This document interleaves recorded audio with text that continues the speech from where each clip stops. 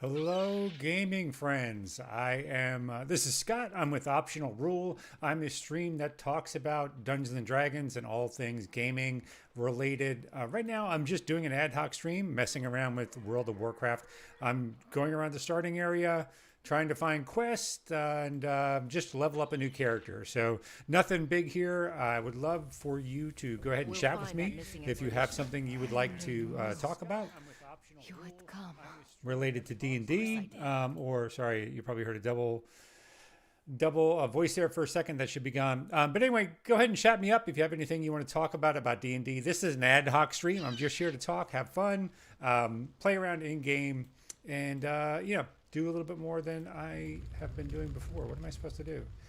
Cook 5 raw meat. Do I not have the raw meat? What's going on? Is this quest bugged? Continue. What's going on? Collected from 5 raw meat collected from wildlife. Okay, I guess I haven't done that yet. So I'm in the World of Warcraft just released a new Shadowlands expansion. I haven't played in years. I played a little bit this weekend. I'm going through the new player experience. I went through a stream earlier this weekend, maybe Sunday, to mess around with some new World of Warcraft characters to find out how they rebalanced it. I like it. I'm going through the starter area as quickly as I can, just because I want to get to the Alliance side. I did a Horde character earlier in the weekend just to play with some friends. I intend to be doing the same thing here. One nice thing, if you've ever played a hunter, you can apparently kite. I don't know if I'm remembering that right or not, but I can kite as I use whatever that shot is here. What I like about Hunter and why one, I want to go see the the Alliance side, but I like Hunter because I think again you can go ahead and you can capture pets, whatever pet you like in world. If I remember right, now I used to play a lot of World of Warcraft back in the proverbial day, but I stopped a while ago. But at some point when they redesigned classes, I think you couldn't play. When you played a hunter, you couldn't take any in-world animal. You had to like take some canned set of animals, and I think it was based on race. And I didn't particularly like that, so it was a bummer. But now I guess they've crunched all the levels. It went up to like 120 or something crazy like that, and now it's come down to level 50, I think, or 60. So I need 2 more. So at the end of the day, I can grab any animal I want. I think this will just be fun. Plus, I want to see what's happening on the Alliance side, as I said. So anyway, I really like to talk about D&D, actually, and any tabletop gaming. That's what I'll be doing here. So as things come up and occur to me, I would love to talk. If you have anything you'd love to talk about, go ahead and drop that in the chat. I released another item today. It's a shield from my upcoming Rime of the Frostmaiden campaign, which plays tomorrow night. I don't stream it. I've occasionally gotten some. We'll head north and rendezvous with the others. I've occasionally gotten some requests about that. Whether I'll be streaming my games. Right now I do not. The group I have that I play online with VTT, they're not feeling it. And I don't want to force people who are playing with me to stream. I do think it's very likely I will stream one-shots in the future. I'm just getting into streaming. The Quillbore are conducting some sort of ritual. This is good for D&D voices. The Quillbore. Okay. But yeah, so I intend to do some streaming sometime soon. I'm always torn on live game streaming. There's a million live games being streamed. I don't watch a lot, to be honest. I watch Critical Role. I watch ND&D. I occasionally catch another group here and there, but I just find it really hard to be call pet right on. Actually, what I want is to arrange my bars a little bit better. So I occasionally catch somebody doing some D&D online, but I just can't. I can't catch a lot of it.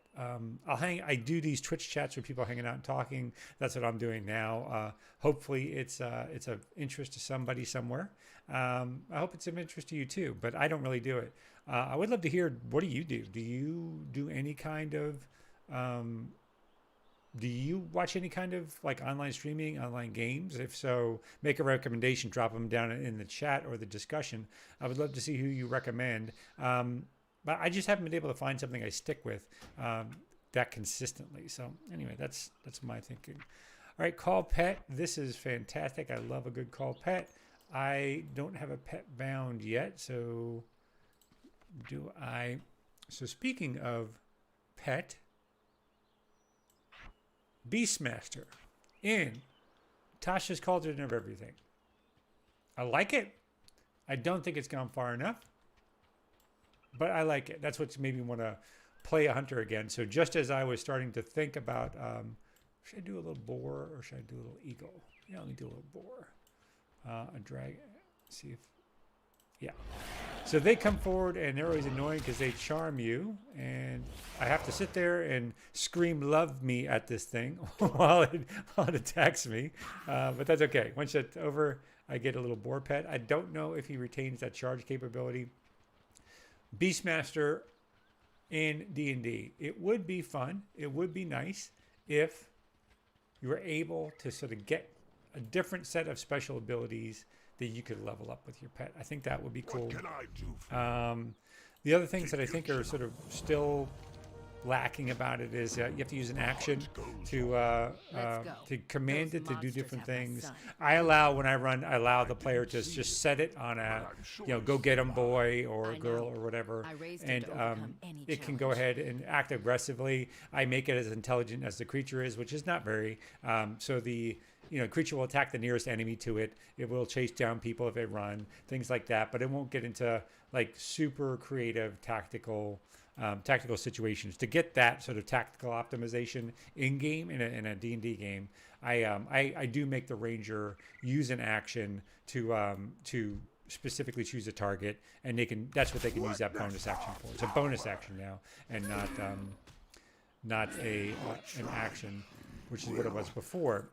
Also, interesting point about that. People seem to misunderstand the new Beastmaster ability. They tell you in it you can use an action or you can use a bonus action to command your pet to attack, and people are mistaking that to mean that you can have your pet attack twice, both with an action and a bonus action, and that's not the intention. The intention is to let you use either, and the reason is because if it makes you use one or the other, you might have an ability, like there's a lot of bonus action abilities rangers have, and you might instead want to just sacrifice one of your attacks, and it's not your action even, it's just one of your attacks. So if you have multiple attacks, you can just sacrifice one of them and still have your bonus action to Hunter's Mark or anything like that. And that's, for some reason, it's a little goofy, but I keep running across people who for some reason misunderstand that ability. Aspect of the cheetah. It is a 3-minute cooldown, instant, increases my speed by 90% for 3 seconds. Okay. Fair enough. Yeah, so anyway, let's get this boss dude. So yeah, I think those are a good set of abilities. One of the players in my Rime of the Frostmaiden campaign decided to go with Beastmaster. I always think it's dubious reasons. There are no dubious reasons. If they enjoy it, it's good. But the reason why I say dubious is because they like Final Fantasy, one of the Final Fantasy games, and I don't play it, but I know that in one of the games there's this, it's like an ostrich or something like that, and they like that beast from the game, and they've got these things called axe beaks in Rime of the Frostmaiden, which I guess to him look like them. So he's got one of the axe beaks, and I just let him use that. Now, the reason why I say it's sort of dodgy is that ultimately, I always feel like when people look for a video game element in D&D, they're going to be disappointed. It's not. The truth is, it's not one of those elements. They're not going to get. I think that the thing in Final Fantasy has like healing abilities and a bunch of other stuff. I'm not going to grant this creature abilities just because they saw it in a video game.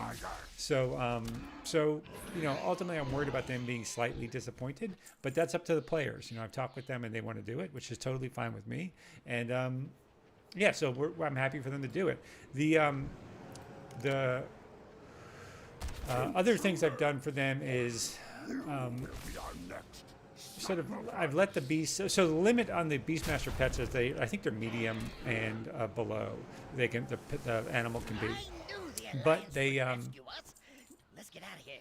but they this creature they wanted to tame is large, so I just used a reskin. Actually, if you knock them down to medium and take nothing else away, and just use the other stats, I just say it's a runt of the. Look at these little dudes. Look at these little dudes. Well, Prairie he dogs. was right. Now, where's the rest of the expedition? I wonder if I can tame one of those. I'm not sure, but I'm I gonna know dismiss how we can pet. find out. I'll get another one, but I'm going to see if I can tame one of these prairie dogs. Yes, tame. Invalid target. Oh, screw you. There's some stags up here. I'm actually going to see if I can get a stag. These guys going to attack me now. So yeah, it's just an item called reskinning. In the case of this, I'm going to see if I can get any babies. Give me the baby. There's no abilities to worry about. With other animals, you sort of want to be a little cautious about how you reskin them because their hit points or something like that might change. But anyway, that's what I did with them, and it worked out really well. Now, where's the rest of the expedition? All right, it wants me to equip gear. I'm not sure, but I know. There's no way to skip the tutorial here that I know of. You can choose to go to the starter zone, but this seems like a quicker way to get to level 9. You've got my attention. All right, so yeah, that's what that player does. I'm all for it. He seems to like it so far. I don't think he's actually gotten into combat. I brought along a miniaturized Scout-O-Matic 5000. And that actually brings up a good point. Just unshrink it. So Whoops, too big. where I left the game off next round, or last session, was that they were being attacked. They were camping in the middle of the night out in the wilderness, and the barbarian character happened to roll the random encounter during his watch. Some harpies came by, used their ability of alluring song on him, and made him sort of wander off from camp while he was on guard. Then why does So he gets attacked at the end of it, and about 100 feet away, and the players will wake up 1 or 2 rounds into him being attacked. We'll roll to see how that goes. But it just did occur to me that, like, what do I do with the beast in that time? Because the beast will be sleeping outside. It probably could see what happened. So I'll think about it if the player ever asks. But I could let, like, a guard ability, like, have it attack any stranger that comes to the camp, with the proviso to the player that the beast attacks any stranger that comes into camp. That it's not a it's not a discerning animal. Somebody it knows as a friend, it would probably let in, but just any, like, a town folk that come wandering in, it might attack them. So anyway, I'm not going to do anything for this upcoming session, but it's something to think about. I have to sit through this cutscene, by the way, and I'm not actually controlling my character. Important aspect for D&D, taking control of somebody's character is a cardinal sin. Oh, there's a grave up there. What is that for? I'm going to go check that out now. Anything else up here I should see? Somebody's texting me. But yeah, so that's the upcoming session. I'm pretty excited about it. The shield that I put up there on my Twitter, by the way, when I say put up there, I posted on my Twitter today. It's the last day of Nagademon, Nagadamon. So it's basically a gaming design equivalent of NaNoWriMo, which is Nagademon is National Game Design Month. So one day, every day in November, I've posted some item that I've created, a spell, a new item, a map, all kinds of things that I've created over this month, one a day. Some of them I cheated on. I used some stuff I had in the can that I hadn't posted before. But yeah, it's been a lot of fun. And the item today was a shield. And this is something I like to do in all of my D&D games. I like to listen and watch people's players' backgrounds, or character backgrounds, characters, how they like to play, what they like to do, and I create items based on something. I tailor an item, and I don't let them just randomly find useless stuff in the world. Again, advantage of World of Warcraft has loot tables. It lets you find whatever, but in D&D, I can make a crafted experience. So I've already given one player a bow that works with their ranger abilities. I had another player run across the ability to do this mantle tied to their background to let them deal with the sort of rage elements of their past. Whoa, look at that guy. Be cool if I can have him as my beastie. But anyway, yeah, so I've done that up to now. I've got another one, a player who hasn't done a whole lot with her background, which is fine. I actually don't. Players come in all shapes and sizes. I'm going to see what this grave is. I don't need them to give me pages and pages of background. And honestly, if they're not feeling it and they don't want to write a lot of background stuff, I'm fine with that. So as a result, though, I do want to add something to their game experience. So I've been trying to add items to their that might suggest I have too many pets. Do I call them? How does that go? Feed your pet, retrieve pet. Oh, revive pet. No, my pet's not. Oh, maybe this is a call ability. Sorry. Call pet. Oh, perfect. Oh, I can have multiple pets. That's even better. Anyway, so the shield I decided, it has a character backstory where the only of the backstories that they have, the only thing that they've offered me is that they want we have a mission to accomplish. Keep your guard up. They want deal with the army. to the rest of you, push forward and set up camp. to reestablish. There's a chest up here. They want to reestablish their character. It's vague. They're from. Oh my God, where are they from? It's where it's down near Silvery Moon. It might be Silvery Moon actually. But anyway, they're from this place. Their family had been noble at one time, and they want to reestablish their household. They're paladin. So that's really all I had to go on. So I established that the character's family has had a long history of adventuring, and their grandmother adventured in the region that they're in now. And I have to ride this board. That wasn't before. That's new. What do I do? Oh, so I just ride over the people. board to trample. It's the only way to take down the larger ones. Okay. Nice. So anyway, what I wanted to do is establish something that works with their background. And so I said that their grandmother had adventured in Icewind Dale previously, and they part of their family heirloom had been lost during the adventures. It's a shield that the grandmother, who was also a paladin, used back at the time, and that is it was lost to a frost giant and a hag. That's it. That had they had adventured and lost a party with before. So anyway, they're going to go into the Cauldron Caves. If you're familiar with, happening to the boar. Hang on, recruit. If you're familiar with the Rime of the Frostmaiden. We've dealt with the undead. Now let's finish off that necromancer and save my son. Dialogue finish. So they'll go in. She'll get the shield back, and so in creating this item, that shield thing came up to me because there's a paladin. Paladins always shield. But what I noticed is the player is not big on rolls, so they're always asking to do things they really can't do. One of them being they are always asking if they can knock a person down and attack them in the same round. Now they'll get to do that at 5th level, but right now they can't. But I figured they want to knock people down.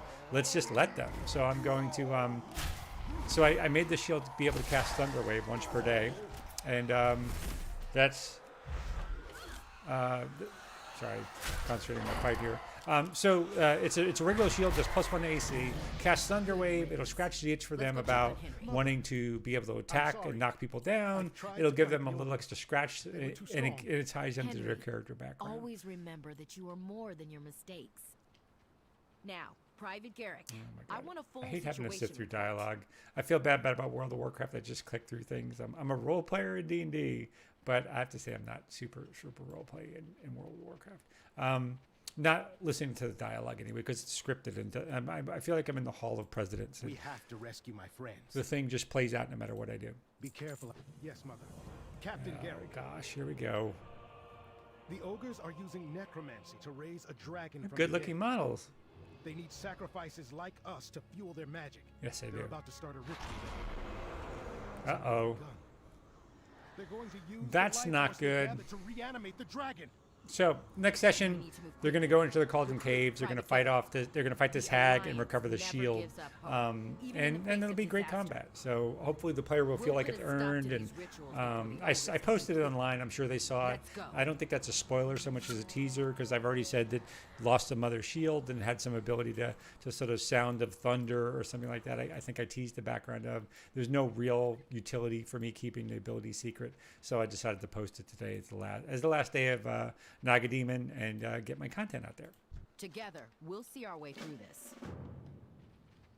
So what question? So yeah, I plan to, what's my year ahead look like? I assume you've seen some of the previous announcements. I started a company this year for game publishing, small game publishing. I'm not going to become major. So I'm going to publish a few modules, a few rule sets. So the things that I have on my agenda right now are, I want to put together two modules. One is so adventures. I have new spells too. Feign death. I don't get my death. So that makes it take the aggro off of me and give it onto my beastie. I'm going to do two modules at least next year. I'm going to do a starter module. I think I talked about that on my last gaming stream. It's mostly going to just be about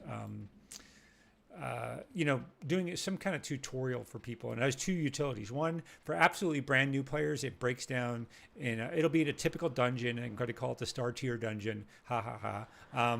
It's going to allow them to, room by room, focus on a different aspect of the rules, ability checks, saves, and all that kind of stuff, and go through to the end, and then get to combat, and they'll have some combat on the way out that blends together the elements that they've learned to going in. And it has two target audiences. The first is brand spanking new players to D&D, which I do think things like Phandalin, Lost Mines of Phandelver, those are great, but throwing somebody into the goblin attack encounter can really be deadly. So I am not, I'm trying to create something a little bit more video game tutorial like.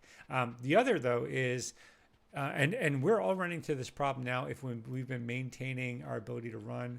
I'm supposed to purchase an item from the quartermaster. I've just been running around and talking. Sorry about that. We've all been stuck on virtual tabletops since the pandemic started. Now I know that's going to get over and done with sometime next year, thank God. But it's not guaranteed when. And I think, players are hard to find, even at the height of D&D's popularity. Not just players, but players that fit with your playstyle. That's really the important part, right? Because there's lots of players in the world, but how many do you run across that are really part of your share the same sort of genre expectations, and just all that kind of stuff. So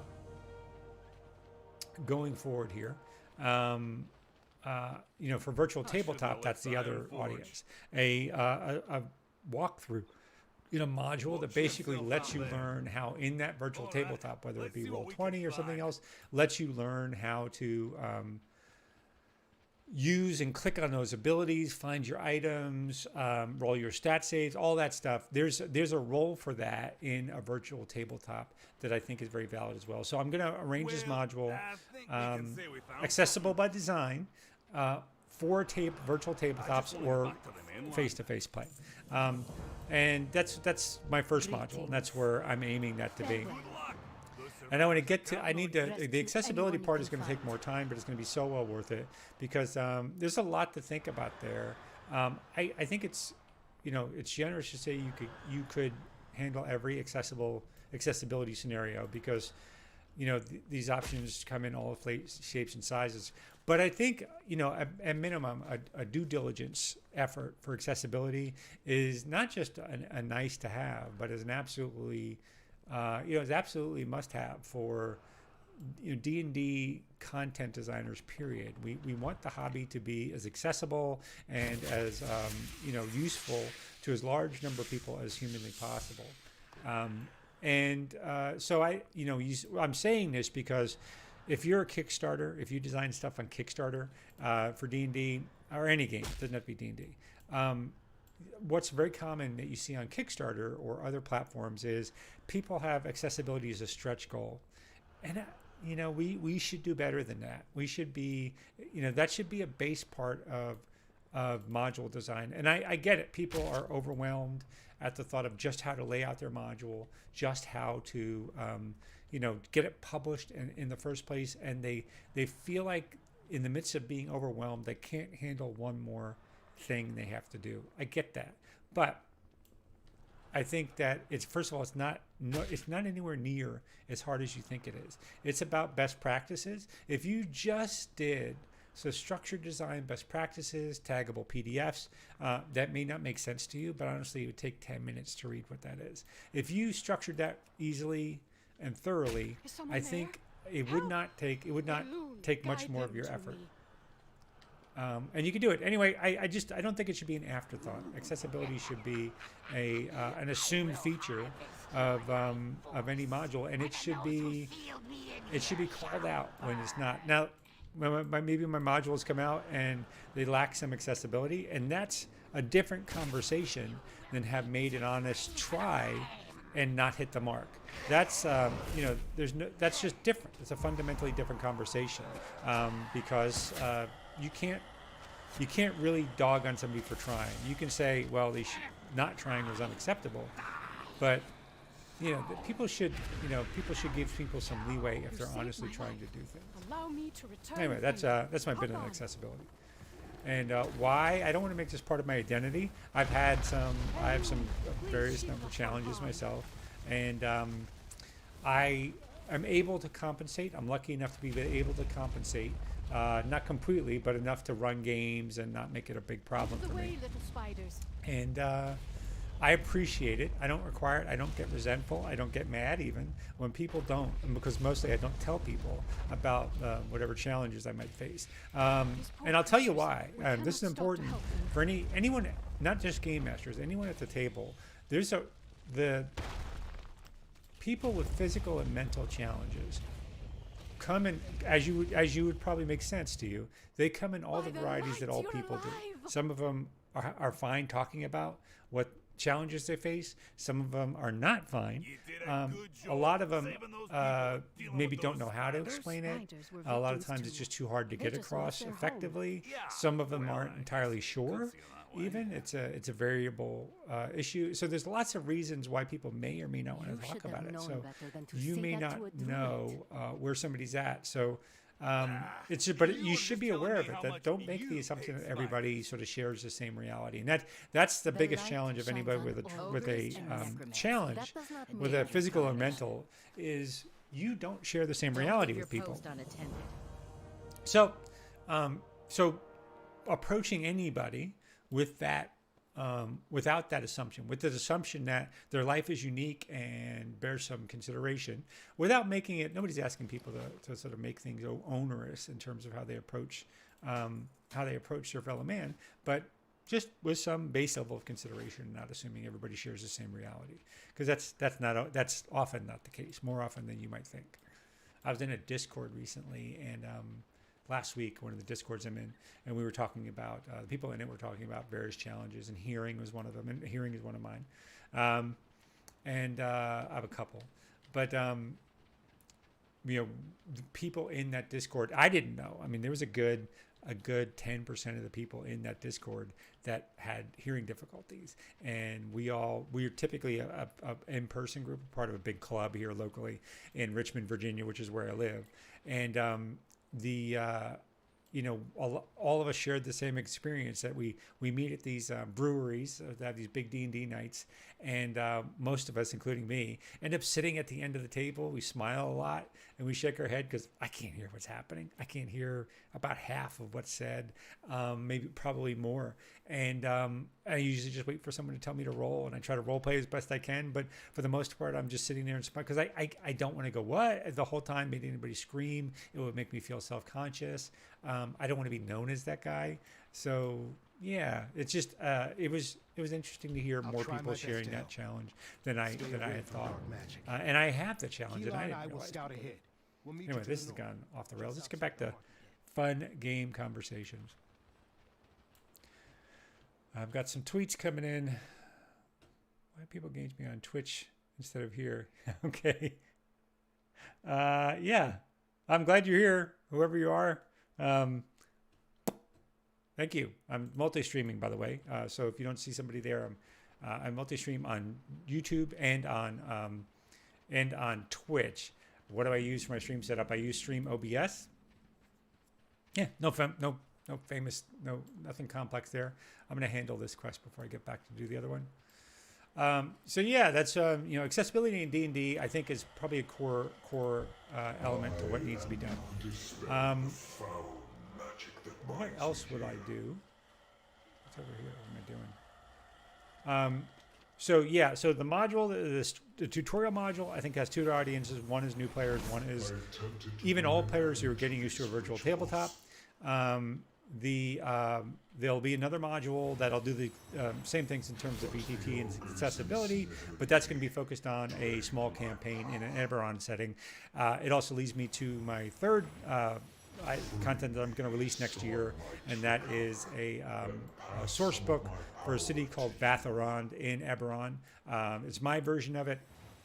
One of my big complaints about Eberron in general is that well, there's a lot. I just did a huge tweet this week about things I find problematic in the Eberron setting, which is hard to do because I'm being analytical, not critical. I actually like Eberron a lot. I enjoy Eberron as a setting. I think it's it's very inventive. It's a different, refreshing take on the. Seems the harpies are holding one of your people captive. Not harpies. That's Once you Mary, have our harpies, you mage. can never get We rid of have them. to rescue her. Yes, You're a I true make that hero. joke a lot. Watch out for ogres. All right, let me get these quests, and I'll go back to talk about what I think about Eberron Be careful out there. and problematic Have areas patience. in the module in a second. Let's deal with those harpies. All right. I just hope Merity is okay. She will be. Come on. Stop talking. All right, so yeah, so the Eberron, the module. So there's a bunch of problematic things about the setting. I'll actually get there. I'll loop back around in a second, but to finish my original thought, to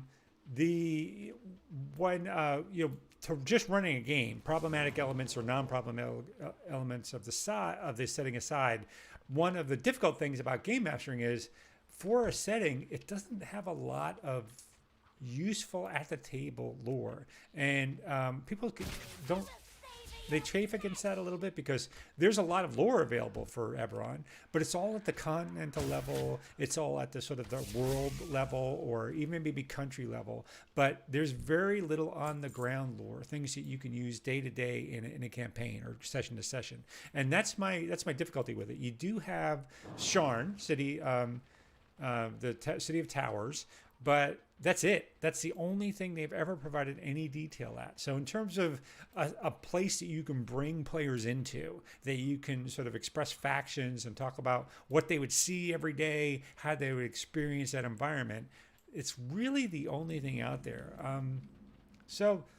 You can go over to something like D&D Online, which tries to do the continent of Zendrick, and Stormreach, which I think it's Stormreach, might be Storm something. Anyway,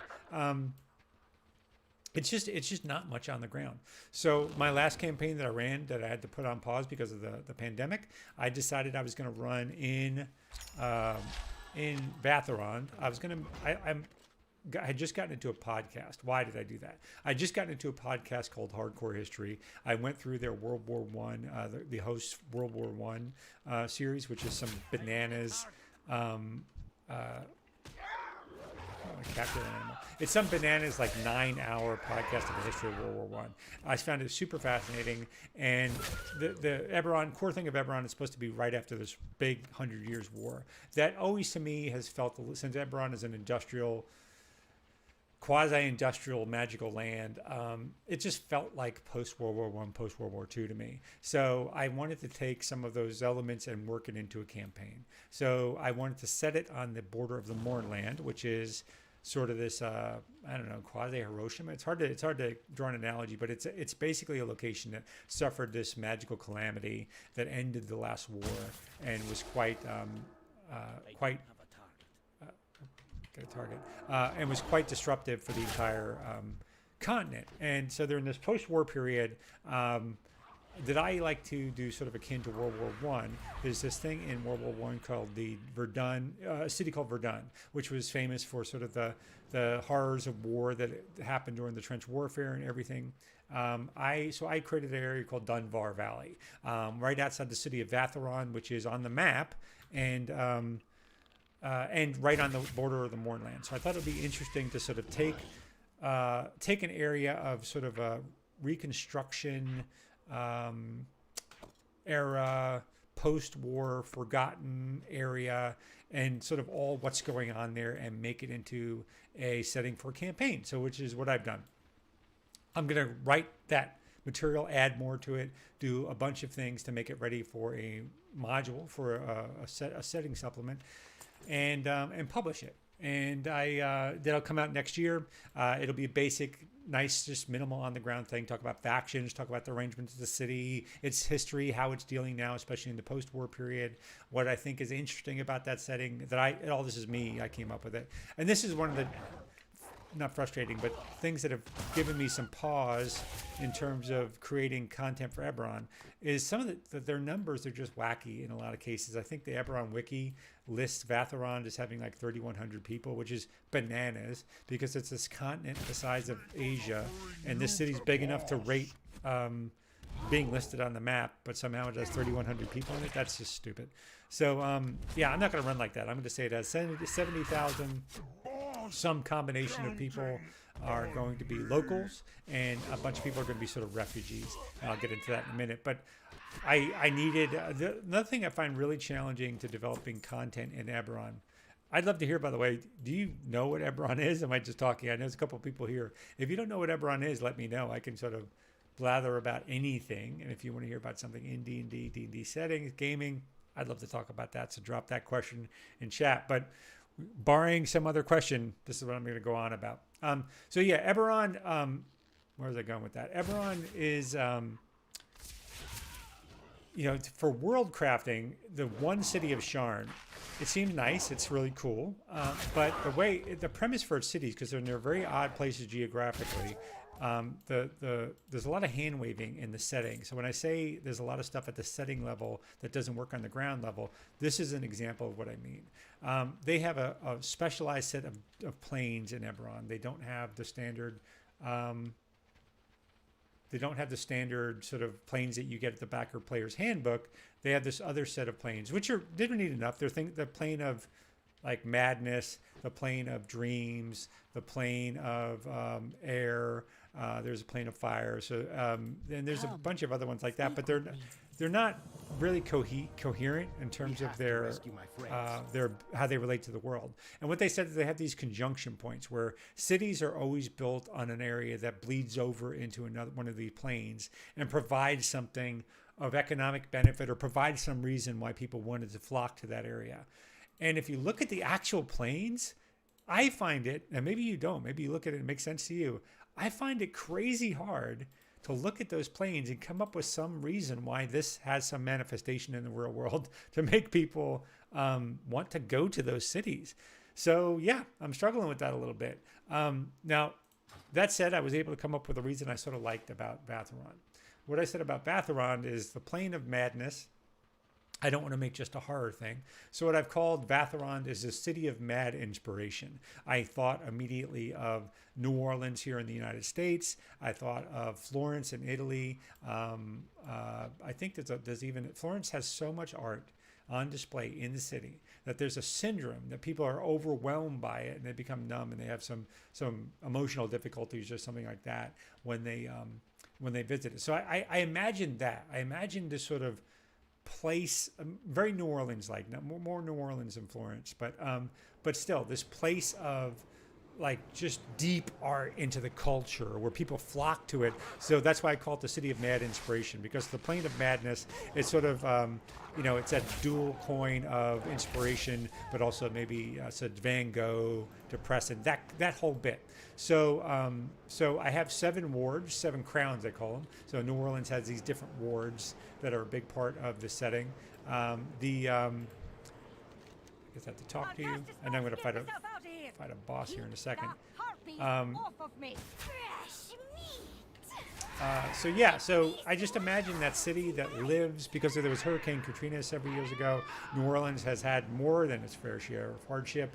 It's in the path of hurricanes quite a bit. So this idea of a city on the border of this magical wasting area that's dangerous with monsters coming out of it, I was inspired by sort of what people in New Orleans and their resilience is. So I'm basing it kind of like that.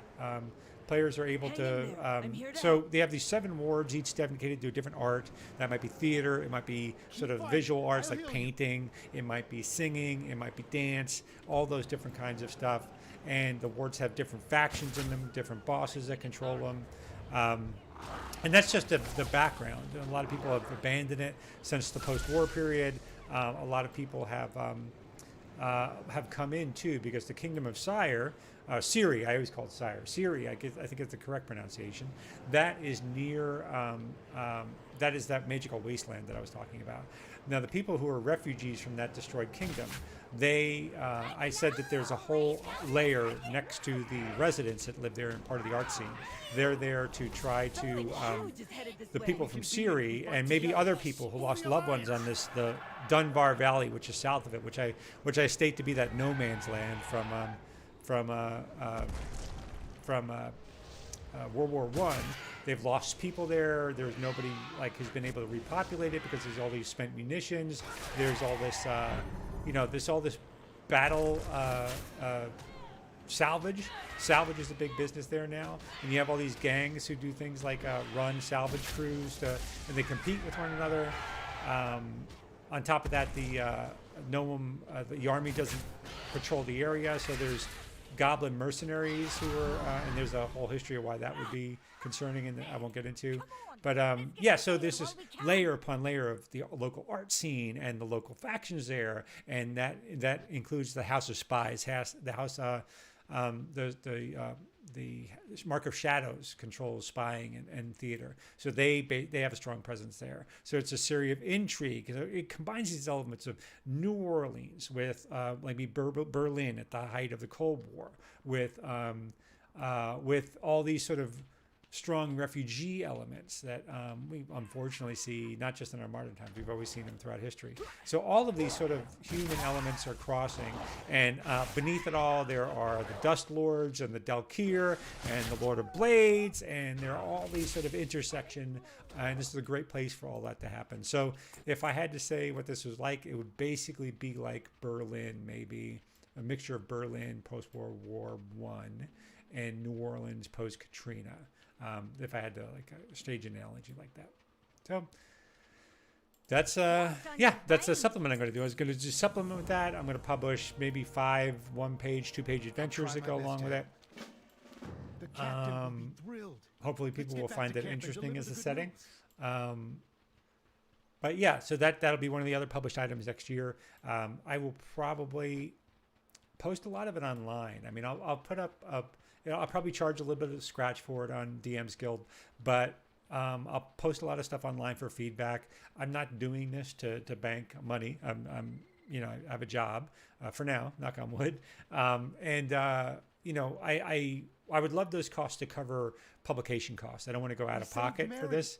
So I'd like to put art in there and pay for a few things like that. I would like whatever I charge to cover costs, but I'm not looking to make money. So yeah, that's what I intend to publish next year. I might do a few other things. I don't think I'll do a Patreon, so who knows? If I did something, what would it take for me to do a Patreon? I'm like everybody. I have Patreon fatigue. Like everybody. What is this pile here? Rusted chain. I don't know what that's for. Rusted chain, old spring. I have to get an old spring from somewhere. What is that? I have no idea what that is. Okay, but. So yeah, what would I do for Patreon? If I got enough monthly content that made it worthwhile, and there was something you were keeping going, and that might be the case. Like I would be paying out of pocket to run a website. If I had downloadable content, there would be some cost involved there. Again, all I would ever do is ice mote received from somebody, from Merle Huntswell. Merle Huntswell was up that. Yeah, Murdy Huntswell. Necromancy. An ice That's mold. weird. Sure. There's what are you gonna do no. with it? That was not. That was like a bonus untracked You've quest. got my Interesting. attention. Oh, I guess I get some bonus. Dragging the active pet to the stable allows you to tame more. Oh, I see. Yeah, he's a stable master. I want this hunter's trap. Hunter's trap. Continue. I get a freezing trap ability. All right. Yeah, fair enough. Aim true. So yeah, well, I would do a Patreon if I had enough content coming out on a regular basis to. I'll learn call pet too. Is that summon a second pet? I can have 2 pets? Are you kidding me? Oh my god, that's awesome. All right, sorry. Yeah, I would do it if it was you know, I would look at a Patreon if I was doing it regularly. I don't want to do it and then slack off next month, or I would have to feel like I was doing it regularly, had established a relationship with people, and if they wanted to come in and help subsidize some of that download cost and other things, I think that's what I would do. I probably would look at things like Patreon exclusive chats if that were the case, but people would have to show some interest in that. I don't. D&D is a hobby to me. It's a hobby to everyone. I look at a lot of people who think they're going to turn it into a career, and God, if you can, God bless you. God bless you. That's awesome. And but by all means, you should go for what you want in life. But I don't see that happening. And if you need that to happen for you to enjoy your time, yeah, I don't think that's. I think you're going to end up disappointed. I guess that's the best way I should say it. So I'm supposed to use my freezing trap inside aspect of the turtle. What is that? Deflects all attacks and reduces all damage you take by 30% for 8 seconds. So that's like aspect of the beast. I don't know where to put that. I'm going to put it over there for now. Someday I'm going to have to, when I get more abilities on this bar, I'll figure out where to put them all. But right now I'm just putting them out here where I can. So okay, I have pants to put on. I have, what else do I have? I have some kind of freezing trap ability, and I don't know where that is. Freezing trap, there we go. Sure, Shift Q, freezing trap, Shift Q. I'm supposed to get some stalker, but I have no idea where there's. Look, there it is. Oh, there Got it is. it. Okay. So yeah, if I had a Patreon, it would be for that. It would just be to subsidize some of the costs. This is the hobby. I expect to be out of pocket somewhat for my hobby. So I don't mind paying a little bit, but you know, this can get to be a little pricey to put stuff up for people, get art, put servers online, you know, all that stuff. So Keep your chin up. yeah. Learn how to dismiss, tame, and stable pets. Aim true. You Right. need to dismiss your current pet before you can tame another. All right, You I need can to call it back to later. dismiss pet, call pet 2. So if it's that same ability. Nope. Okay. Well, let me just follow the instructions and we'll see how it goes. So dismiss this pet. Tame beast. Dismiss pet. Yeah. So that's my philosophy around bringing in Let me a know when Patreon or you're something like ready that. to I tame don't see the it being- beast. doing a lot with it. Oh, I see. Some people are in Discord. Some people in my Discord are watching. Hey, people in Discord. Might be more community driven if you chat in either YouTube or Twitch. But hey, great to have you here. Fine lurking, all that other stuff. All good. All good. Probably my own fault for having multiple streams of communication. That's all right. Let's see. So, speak with Austin to summon and tame your new pet. Summon and You've tame. got my attention. I'd like to stable my pet here. Get ready. I'm ready to tame my pet. Here it comes. Tame it, just like the one from before. Okay. Can I select it? All right. Yes, I can select it. And I'll do the please love me. I actually want a bear. That's my whole reason. I love bears and dwarf pets. Boars are okay, but Now you must learn how to place your pets in a stable. And I'm going to place him in the stable. What I would also like is That expedition is counting on us. bear in the stable. I like polar bears. I hope I can get a polar bear in this game. Oh, there's other slots to unlock. I have to learn Call Pet 3. Boar cunning. What is that? What is that? Bear tenacity. Dried meat, fish, bread, fungus. So I guess I have to feed it to get it to do. Ah, that's cool. I like it. Keep Dig your it. chin up. What can I do for you? All right, finish this quest and get moving because I want to go see sort of the post-starter area stuff. That's what I'm hoping to see Together, tonight. we'll see our way through this. Recruit, you're with us. The rest of you, stay here while we head to the Citadel. Wow, I kind of need to call my pet, don't I? Go to my stable master and see You've if I can got get my my pet attention. out of stabling. And get my boar. Put the boar in there. And get the pet out. And what does he like? Meat, fish, cheese, bread, fungus, and fruit. Aim true. Let me call him. Bear. And can I feed him? I have food. Oh, okay. Maximum health increased by 5%. I have no idea. I thought it gave him some other ability, but sure, that's fine with me. Yeah, so that's where I am with sort of Patreon and item creation. I think the other thing, I'll probably release a 4th supplement. I might do more. I think I want to get rolling with module creation, and I might do like a bunch of 1-page dungeons. I don't really count those, but I might do just to sort of. I'm a slow. I'm someone who builds up towards things. I don't tend to jump and try to boil the ocean all at once. So what that means for me is just like my Twitter is coming up.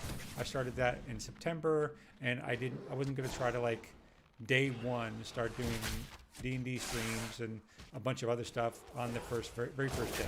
What I wanted to do was play dead. What I wanted to do is sort of build up an audience by finding what they found interesting. And I think I'm doing that. I'm very surprised. It's only been 2 months and I've gotten over 300 followers. There's probably somebody who's looking at has thousands of followers and they're laughing at me. But for me, that's good. I don't tend to ever become hugely big, bigly huge. And so why is this here? So I will, build up that audience over time. I like to build up what I'm trying to do here by streaming, because I was going to play World of Warcraft anyway. I wanted to get used to streaming, so this is all just part and parcel to me being able to set up myself up, getting used to this platform, get used to talking while I'm working the interface, so it's less disruptive, and then I can work up towards streaming games as that goes along, because I don't want to be struggling with running the game and running the software at the same time.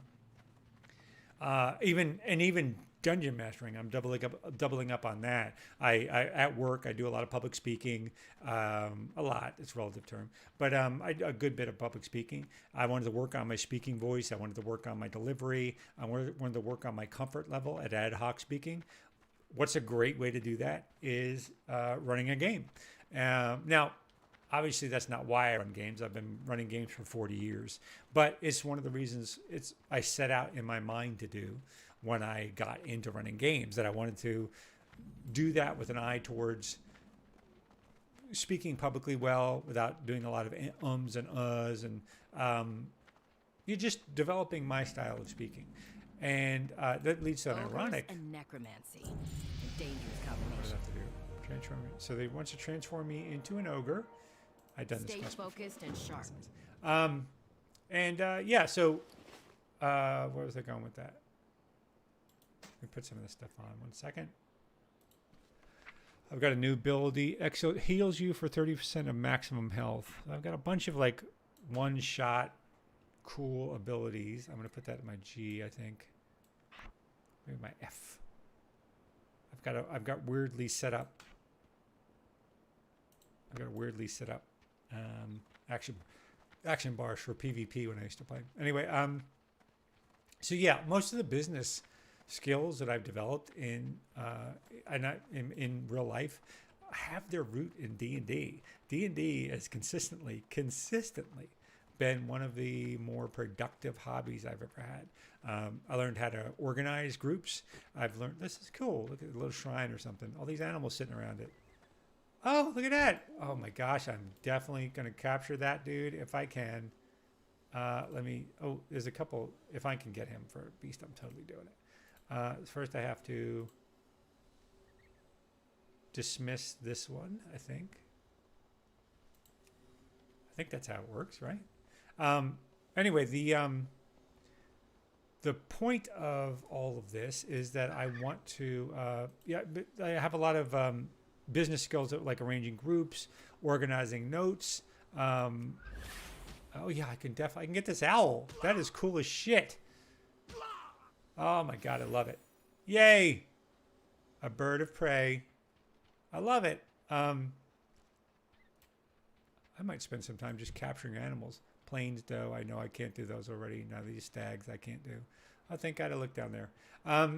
So anyway, yeah, I mean, the sort of agile formation, business planning, there's a million things that I learned from playing D&D that I knew already. And then when you paired that with going into the army, with actual business training, with actually running a business, with actually doing lots and lots of different things, this all paired in a way that I mean, I didn't realize I knew these things when I started it. It's really incredible. If you feel a strange tingle, So that means the illusion that's is a great thing working. about knowing, running, and loving D&D is it's added to almost All right, every Robert, other aspect of just my act life. like an ogre and get us And inside the Citadel. but anything you can, if you Don't do use big anything words. mindfully, In fact, don't say anything at all. Just smile and wave. just smile and wave. If you do anything mindfully, if you do anything with the purpose and intention, For sacrifices. you're going to learn Go something. to cooking pit. You can learn something Wave from at anyone, Golgoth. anywhere, in Show any what you situation. got. Even like the trolliest troll that Let's you see know what on we the can learn internet, about you the can learn ritual. something from. I try to keep that in mind, although some days, boy, oh boy, does What it just get to me. we have here?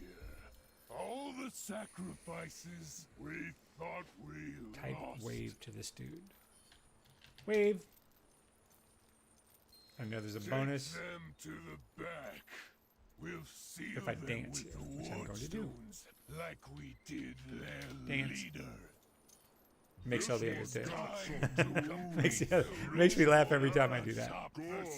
So yeah, all those skills have really come in handy. I will say the other thing that really helped me with is just writing and publishing.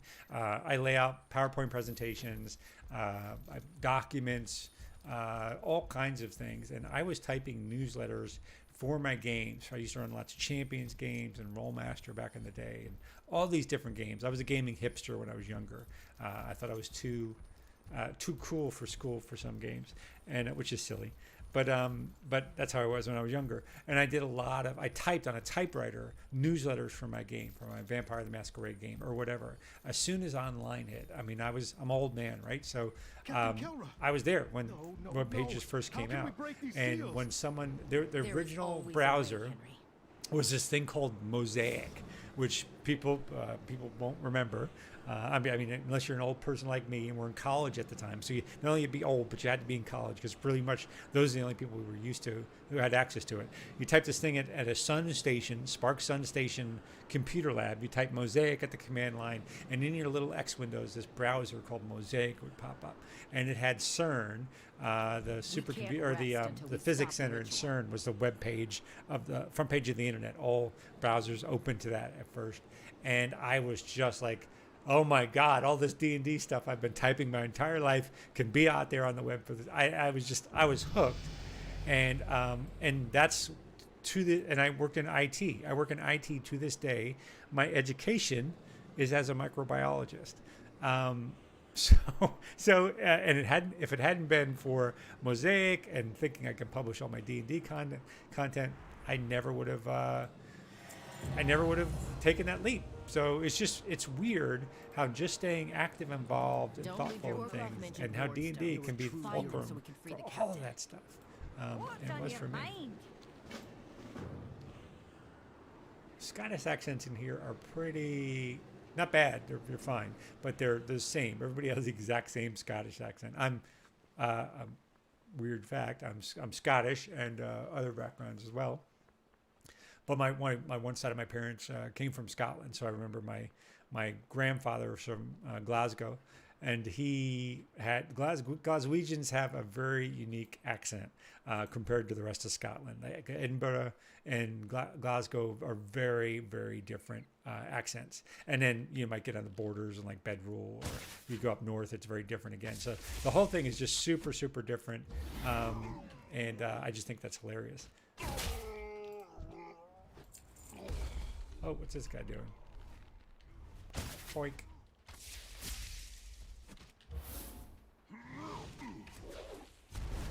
Is my bird attacking him? Maybe I hope I didn't get a lame pet that doesn't attack. that would be just like me. But yeah, so yeah, it would be nice if they changed it up a little bit. Go down. I have to destroy these catapults. This does remind me of how to stage D&D adventures for war and all that kind of good stuff. Because like destroying the catapults, closing a breach in the wall, a great way to stage it's combats are too big. Ironically, which is ironic because D&D started all of the history of D&D is started around a war game, like a miniatures war game that Gary Gygax and Dave Arneson and a bunch of other people were playing called Chainmail, and they wanted to adapt rules to, instead of having armies, to have like individuals fight things out and go into dungeons. And so now when you look at it, it's ironic to think that having combat, like a large army combat, is a little too big to do when it comes to individual D&D sessions, and as it should be. So what you do is you don't fight the whole combat. I mean, that you basically say that the combat is equal, or you just say it's headed in a certain way, and all of the success or failure hinges on an action or two by the players. Like they have a mission to go destroy the catapults, and that will keep the enemy from breaching the walls of the city, or it might be to sneak into the city and open the gates, and that will allow the attackers inside. Or you can even take a tactic of they're going to lose, which is actually a viable scenario. Not enough people use that. You know you're going to lose. The entire scenario here is about how can you mitigate that loss? Can you make it so that only the there's less loss if a players are succeeding in their mission, or more loss if they do. Do they do things? I used to use that MacGuffin quite a bit when I ran Star Wars campaigns. I ran a lot of Star Wars, particularly back in the D6 era when Star Wars was under West End Games. But yeah, I used to use that MacGuffin all the time. One of my favorites, I used to base them on movies too. One of my favorite scenarios I ran in Star Wars was like a Guns of Navarone, which is an old 60s movie. One of the factors of being old is I have a lot of knowledge of media that predates my life, because there weren't a lot of channels to go look at them on. I was stuck with these reruns on TV. This is an old movie, I think from before I was born, called The Guns of Navarone, which is basically I don't remember the whole thing, but it was an infiltration mission where the spies had to go destroy these guns, which was guarding the entrance to a harbor so the British fleet could sail past. So what I said in this scenario was instead the players had to there's a great story here, by the way, about giving players agency. I'll get to it in a second. But the base story was the Battle of Yavin. So the first Star Wars movie. They're preparing to attack the first Death Star, and they want to evacuate all non-combat forces from the rebel base beforehand. But I set up some cheesy MacGuffin where the fleet would have to go through some jump point, which was controlled by the Empire, and could track where they were going through hyperspace if they made another jump. So to get away cleanly, the players had to get there, destroy the tracking station just before their fleet arrived, and that was the whole mission. So that's all the players got. They got this mandate that they had to go to this Imperial base, infiltrate it, destroy the tracking thing within 6 hours because they were jumping 6 hours ahead of the rest of the fleet, and to make it viable. And the players themselves came up with this whole scenario where they were going to impersonate Imperial officers, go in there and arrest the head of the base on trumped up charges of treason. And I was over the moon. I thought that was fantastic. I was so stoked as a game master to run that game. And so when it came to it, of course they did it. They worked through the whole thing. There was a lot of like suspicious side eyes from the Imperial officers as they had forged documents, which one of the players forged. It was a great session, and they ended up, I ended up tracking time through the whole thing. The rebel fleet jumps in just as the players blow up the little tracking station. They have a space battle. The players have to fight their way to get down to one of the rebel ships, and they jump away. It was absolutely fantastic. It was a war-based scenario, which is how this whole conversation started.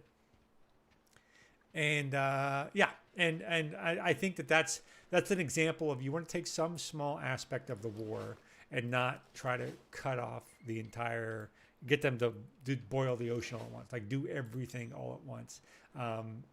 Let them break it down into discrete pieces that are accomplishable and have some effect on the greater story. Now, contrary to what I'm just saying, Matt Coville, who many of you know, like a lot of people love me, Matt. He's the MCDM online. He's the reason I'm streaming, because I thought, well, not if Matt could do it, I can do it, because Matt can do a lot of things I can't do. But I looked at him and I thought this would be enjoyable.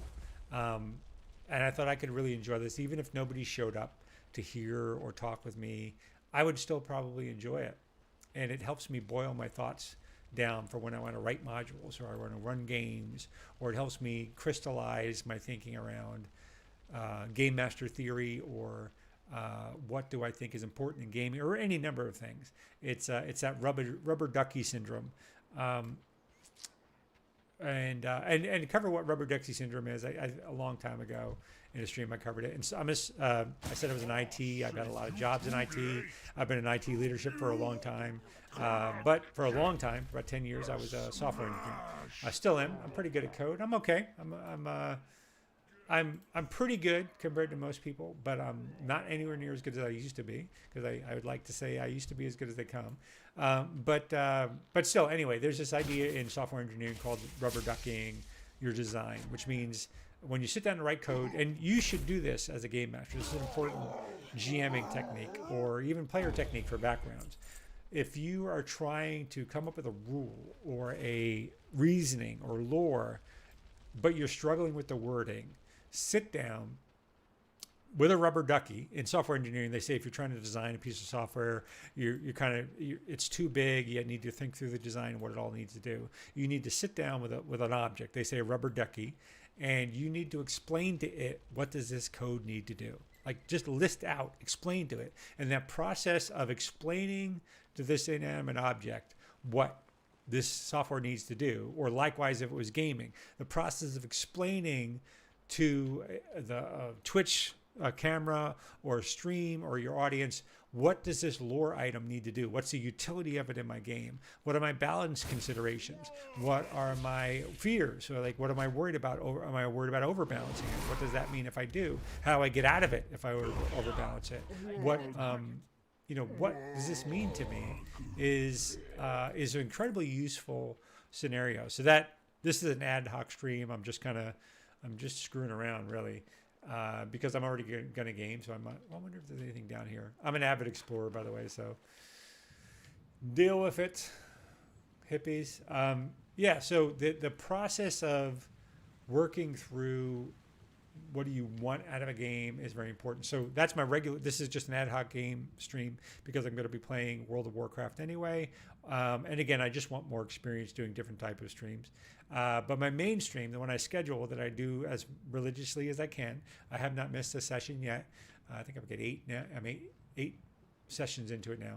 On Saturday afternoon, 12 o'clock noon on Eastern time, U.S., I stream a sort of a D&D theory crafting, discussion, and game prep. So there's some, I mean, if you've ever run a game, you know this. There's some, you're going into a new session, you need to emphasize some element of game design. You need to finagle some part of the lore of the world. You've painted yourself into a corner plot-wise, which I do a lot. And that session for me is my ability to sort of talk about important game element designs, design things right in front of people, talk with them about what I think is important, what techniques I use for developing my game. Sorry, it's hard for me to sit. It goes back to one of those physical challenges I talked about earlier. And yeah, so that's what that Saturday stream is for me, and that's the main source of online content that you're going to see from me on Twitch and YouTube. These other videos here are just ad hoc and for funsies. Yeah. Okay, thanks. I'm glad you find it fun too.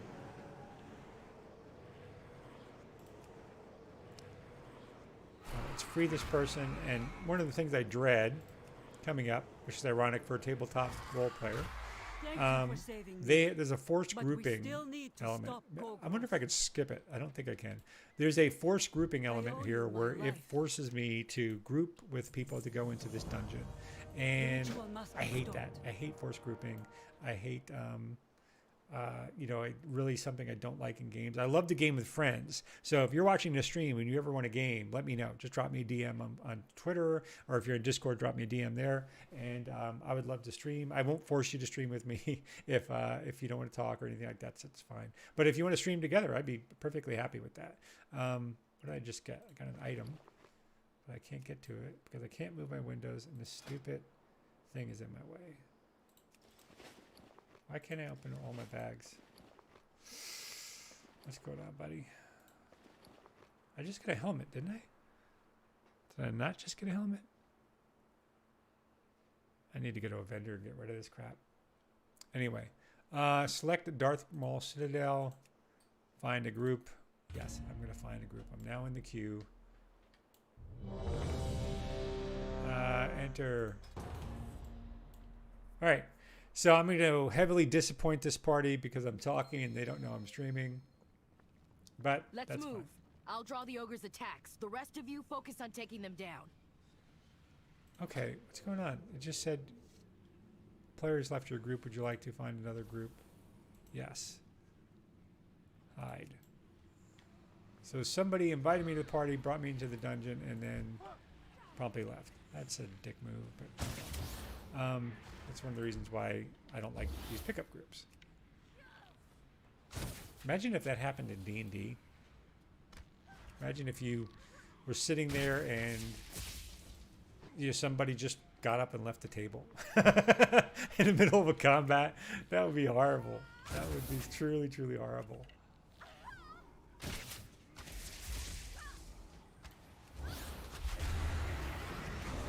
We've almost cleared the room. Keep pushing. This place is full of necrotic energy. I can't. This is a They player. must be close to So they've joined reanimating me. the I don't want to be that player. That's I always feel this pressure to not be that player myself. But yeah, players don't seem to have a problem being that. I get here the anonymity, everything else. Join as a party.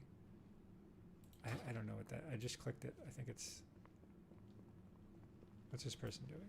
I'm gonna follow them. So yeah, that's It is weird. What if somebody got up and left your party? I've had people do equally weird stuff though. Like showing up late is probably the equivalent of that in D&D, right? The person who, like, the whole party's there, everybody's waiting, 20 minutes into it, and you're like, do we just go ahead with it? That's annoyingly common. Not every player, but there's always one or two players in a game, and I struggle with, should I just kick them? I don't want to be that person, like, if you're late one time, but if we've got a problem if every session brings in somebody, somebody's not there 20 minutes later, or worse, if you get a group where someone's canceling, if someone's canceling at the last minute, I mean, that's just, you can't run a game like that. So yeah, I really struggle with that, and I had some problems with that with my last group before the pandemic.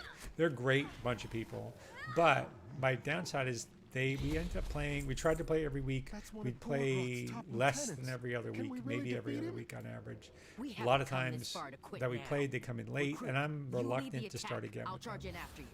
if that's the case. So, yeah.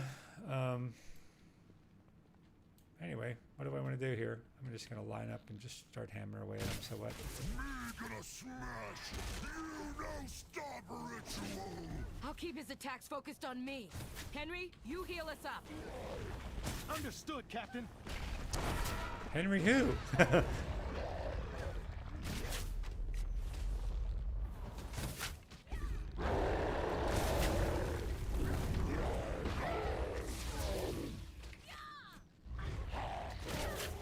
I would love to read that up.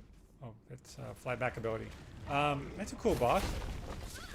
But anyway, yeah, so that's my, yeah, I guess that's the equivalent of in games. I mean, people can do a lot of things they do in line. It's when they do it at table that I'm always stunned, right? Because No time to waste. I We've got a nice little Gorgoth blue cornered. bow. Move this damn thing out of my way. Golly, buddy.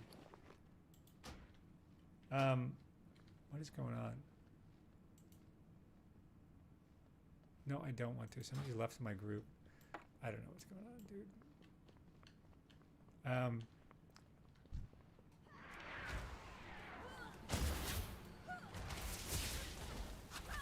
Yeah, so anyway, where is it going?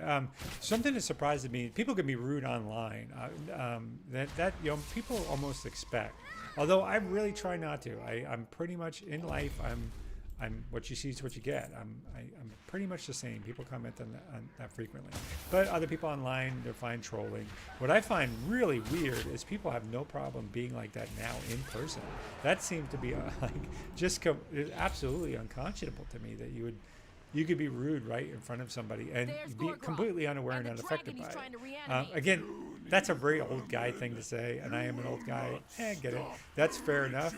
But yeah, I'm always stunned when someone just feels that entitlement to act so poorly that when you're in person that they just can do those kinds of things. Those are always weird to me. Let me see. I'm gonna. Mir will destroy you all. Now, everyone, for the Alliance!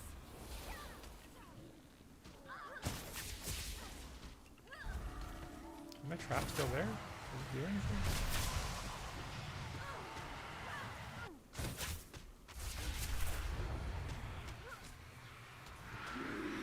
I don't know if I'm probably not using my abilities very well. Sacrifice. Yay! No! He's completing the ritual! Nothing happened. I think we have to stopped fight it. this dragon. Oh no. Yep, we do have to fight the dragon. Anyway, so yeah, that's you know, that's the bleed, and I actually blame online play for that a little bit. So many, I see it more in young Don't give people. up. We can still win. Again, that's a very old guy thing to say. I think it's a lack of awareness. They don't mean to be. It's just a lack of social skills. You know, they're cutting their teeth they're cutting their teeth by online engagements, and that's where they learn. And so, what do you expect? You know, that's what people are going to get. I don't think most of them want to do it.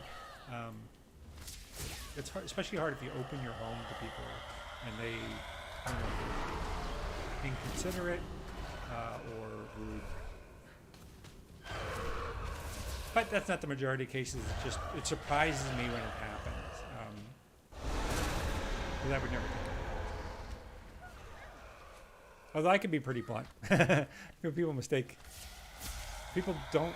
There's an odd thing about interfacing with people is they don't find rude behavior odd, but they do find direct communication rude.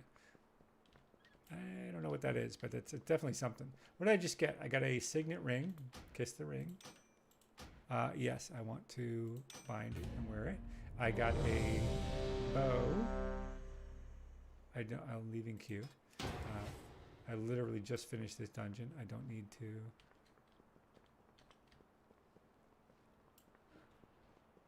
I don't need to do something else with Ogres it. and necromancy. All right. Danger.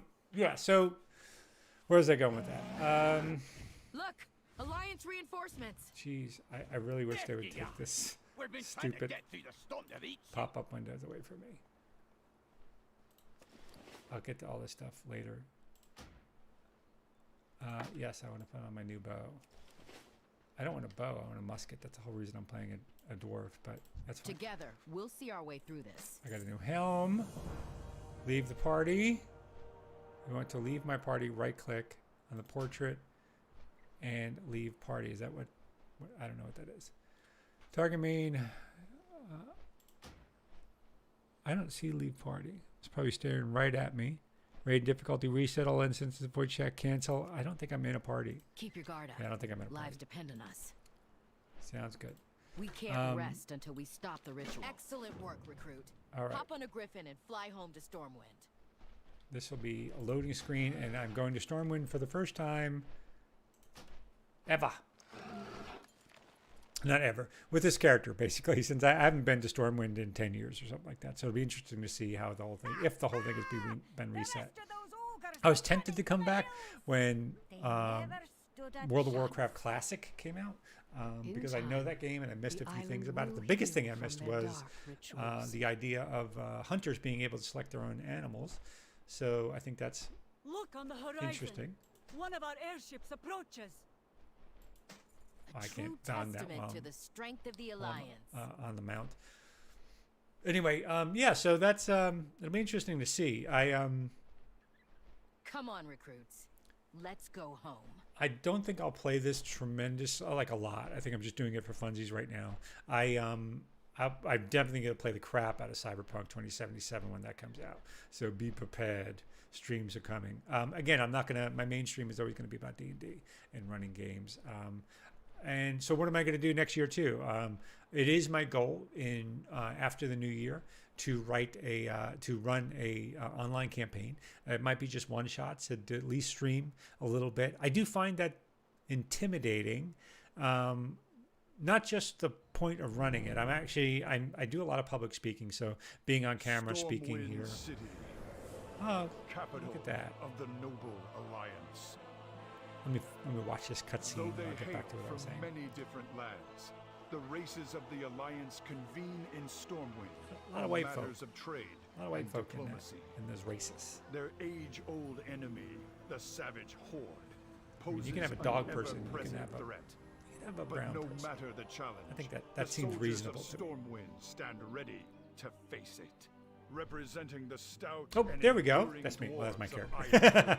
Iron, you have emerged from the mountain and stand ready to face any challenge. Azeroth faces countless threats. Bold heroes are needed to rise up and defend her. For the Alliance! Oh, there we go. There's somebody else there. Sure. Fair enough. Everybody else had helmets on. We'll assume they're all of diverse backgrounds. We've been through a lot together. Give me my mail. Best of luck to you. All right. So, yeah. Explore the city with Lindy while I report I to was saying King something. Red. Oh, about the streaming. send So word once we the have streaming, enough what I find intimidating about that is not speaking online.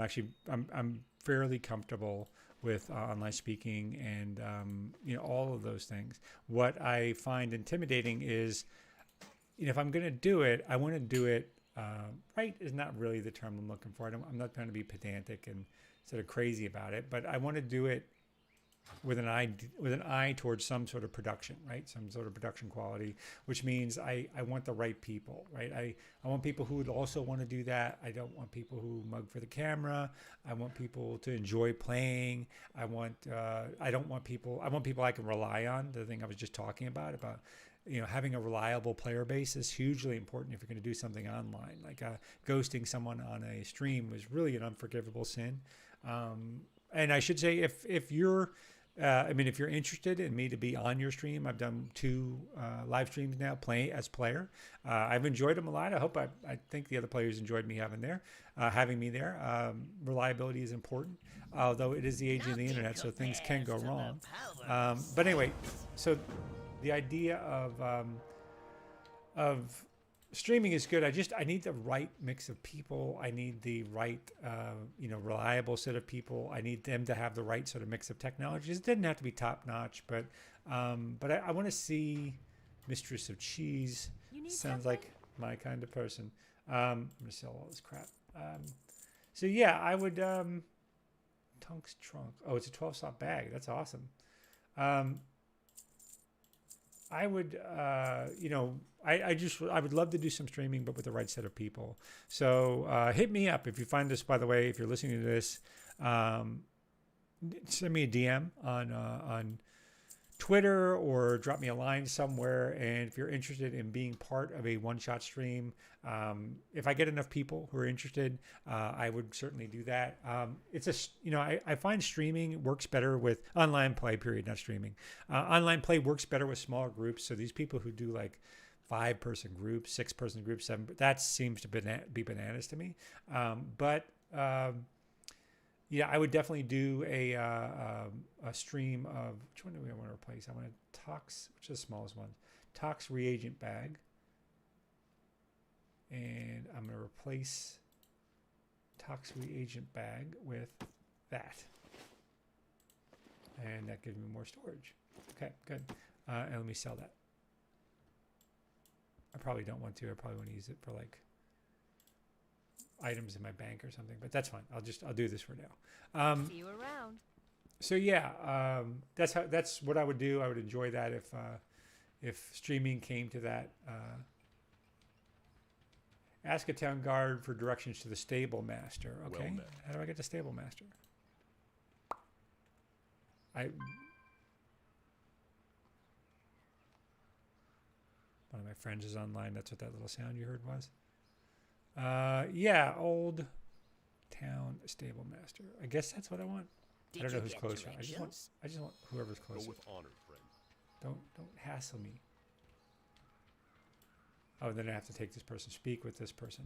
It's good to be back in Stormwind. There's a similar quest in the Horde side when I played last night, and I didn't realize I had to talk to that person, went all the way to the stables, and he had no marker to get back, so I had spent a while looking for him to come back. So yeah, that's what I would do with online folks. Hold on, I'm gonna chat something to my friends. Hey, what's a holdup?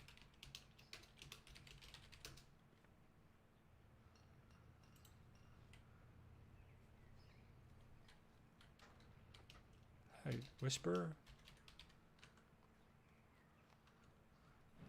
It's press tab, but that's not working. Okay. Yeah, I'll keep going with them. So yeah, streaming. I think on the online group, 4 is a really good size for group. But with online play, I think solo with a great player. And a great DM. Hopefully, I would I'd qualify for that, but I'm worried. Like every DM, I suffer with a little bit of imposter syndrome, even after all years. That's a good thing to bring up. I'm not going to be following my own advice when it comes to my own attitudes about me. So full disclosure, but I am. You should run games. If you want to run games, there shouldn't be anything to hold you back, and I'll tell you why. First of all, the hobby would never have got started if that was the case. And I was in not the generation, but close to the generation that started the hobby. Because I started gaming in 1980. If it never occurred to any of us to not run a game, that was kind of a core element of D&D. Like as soon as D&D came out, we all immediately thought, oh geez, I'm going to run a game, because it never occurred to us we shouldn't run a game. There was no pressure from like a Matt, Critical Role or Matt Colville or any of the other online games that you might idolize. There was just nobody there to compare ourselves to. So. And when we read the rules so wrong. Like I was so clueless. See you later. Like that it would be embarrassing today if you knew how poorly I ran a game. How are you? But again, not following my own advice, it's not embarrassing. You are where you are at any moment.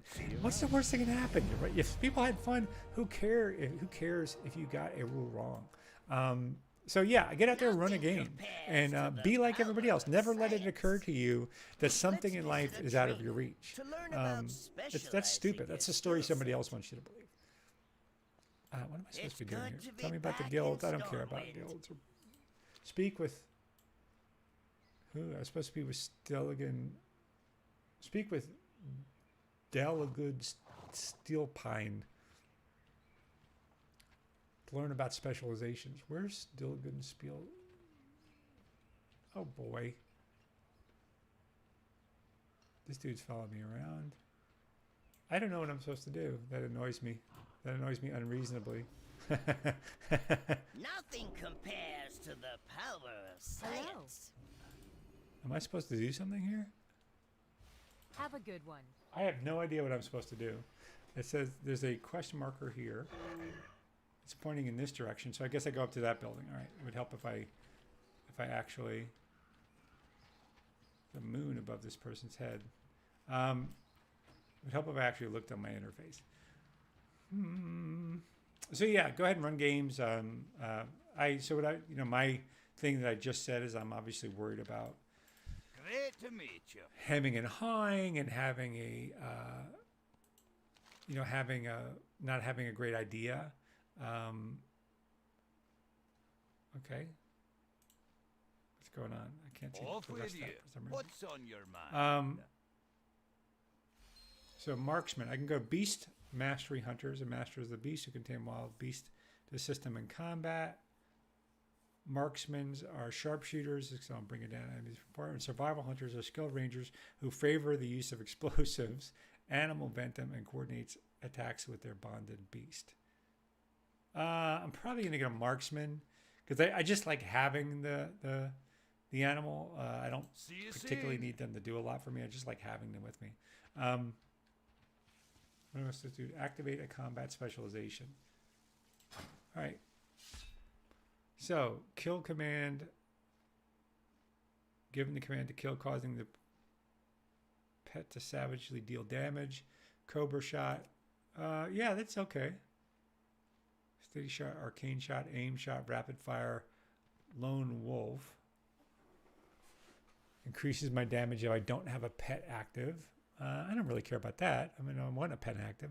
Coordinated assault. Me and my pet attacked as one. Oh, Raptor Strike. So survival seems like it's melee. Beastmaster seems like it's a combination of beast, exotic beast. You master the art of training, teaching the ability to tame exotic pets. If I can get more types of pets, I'm taking that. So yeah, that's what I'm doing. That's what I'm doing, although I'm probably never going to get to 39. I actually have, by the way, max characters on other servers. I'm just here because some friends started a group, and I am probably never going to see them again. I'll see them in real life, but I won't see them in game. We had one night where we played together, and yeah, I don't think I'm going to end up doing that. So specialization, command kill, gives a command to kill. That's an ability I can put. What do I want out of it? Command kill. G, I can put it in. I have a lot of weird bound. I put it in R because I don't know where else to put it right now. Yeah. What can I do for you? What's your specialty? Excellent. Safe travels. Pet trainer do? Hey there. How do I train my pet? Okay. All right, so different types of pets have different abilities. That sounds good. It's good to be back in Stormwind. All right, speak with Master Tillin to make the Pig and Wrestle Tavern your home. Okay. To the Pig and Whistle. Pig and First Whistle. round's on me. So yeah, I wouldn't do. I'm definitely interested in streaming. We'll see where this goes eventually, but we'll have to see what the future holds for me there. But yeah, I would talk about solo games. Yeah, solo games are interesting. You're really the entertainment value of that is really dependent on the quality of the player and DM. There's no way to distribute that out, let the group talk to each other or something. It's only those two exchanging. So it's intimidating. I have done it for friends without reservation, but doing it on a stream, I don't know, for some reason, seems a little bit more intimidating to me. But I would consider it. Yeah, but a 2 or 3 player game, I think, would be totally fine. Especially because you're cutting down on talking over each other and back chatter. Have a good one. With 4 players, I think that's about the max when you're online of where you can talk without talking over each other. It's also sort of the You're a true hero. From there back where the players, like, you get to know the people playing in the game enough. Speak with Captain Garrick at Stormwood Watch out, Keep. All right, I will do that. I don't know where Stormwood Keep is, but I'm gonna do it. That's what I know. I'm gonna do it.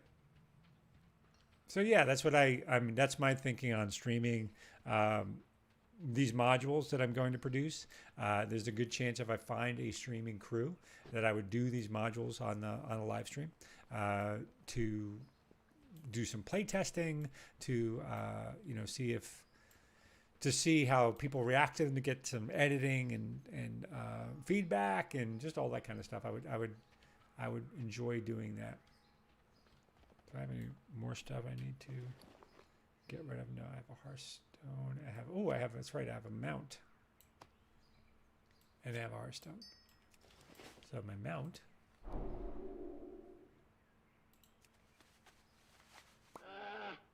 There we go. I can move around town a little bit better now, although I don't know how to get there. Yeah, I would definitely do a little streaming around those modules. Probably the setting book, when I get that going, I would talk a little bit about that. I think there's some of those one-pager and some of the adventures I would include in there. I'd run as one-shots.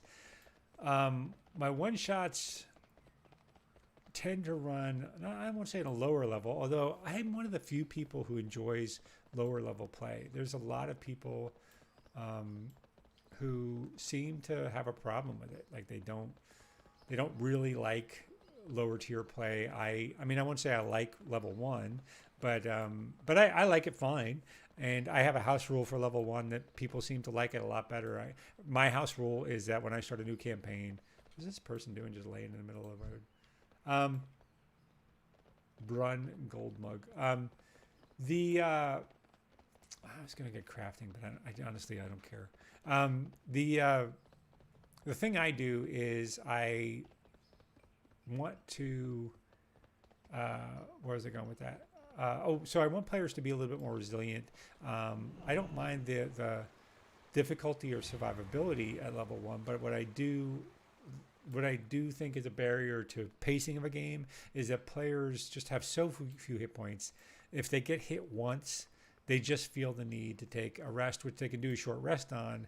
But after that, it's all long rests. You know, they just have that one hit die to spend. So you're pretty much 2 encounters and you're taking a rest. And if you look at a module, let's say like 2, not encounter, fights, kind of, right? If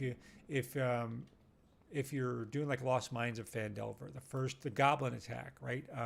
At the crossroads, assuming it doesn't TPK the party, and that's a whole stream worth of discussion there. Your mission was a success, Captain. This must be the new recruit. Okay. Welcome. If you go after the goblin ambush, you go into the Cragmaw hideout, which has immediately 5 or 6 different fights. There's no way a first level party is fighting through that encounter at first level. There's just no way. So you can choose to start them higher to begin with. You can choose to bump them to level 2 right after the goblin fight. That seems pretty weak tea. I mean, if you're going to that level, why bother with level 1? So what I choose to do instead as a house rule is every player starts at level 1 with 2 hit dice worth of hit points. So they, and that really has made a huge difference for my game. They don't roll again at second level. They don't roll hit points at second level. They start rolling hit points at third. But yeah, that's it. They feel like they're more resilient. They can survive a few more fights. We'll meet again. They're less inclined to Best of luck to you. you know, to take a rest every time a stiff wind blows. What news And do you bring, Spymaster? And have received anyway, so word I that the probably Horde wouldn't be has running joined level forces 1, although I with might the play test a Zandalari module Empire. that started at level Their 1. naval might But I is do now like a lot of vastly like increased. level 3, 4, Then we must 5 make new allies of our content, 6 maybe. Jaina, what of Above that, Kultiras? I'm not a Their fleet is huge second to fan. none on the open I'm currently seas. running Rime of the Frostmaiden, convince them to and rejoin I'm the probably alliance going to and wrap add their that up strength to ours. probably 8th level I must or at so. least try. They Without go their support, for the our goddess. ships They will be fight no with the goddess match for the Oriel, which is the combined main Horde and MacGuffin Zandalari in the navies. module. Although not really, will which is a return weird with part the of that Kultiran module, fleet. but should be the main Or MacGuffin. not at all. That happens at level 7. Be And the careful, reason Jaina. why I'm saying Light be with you. that I wrap it up is because there's a whole other chapter to the book, which is Hidden City Beneath the Ice.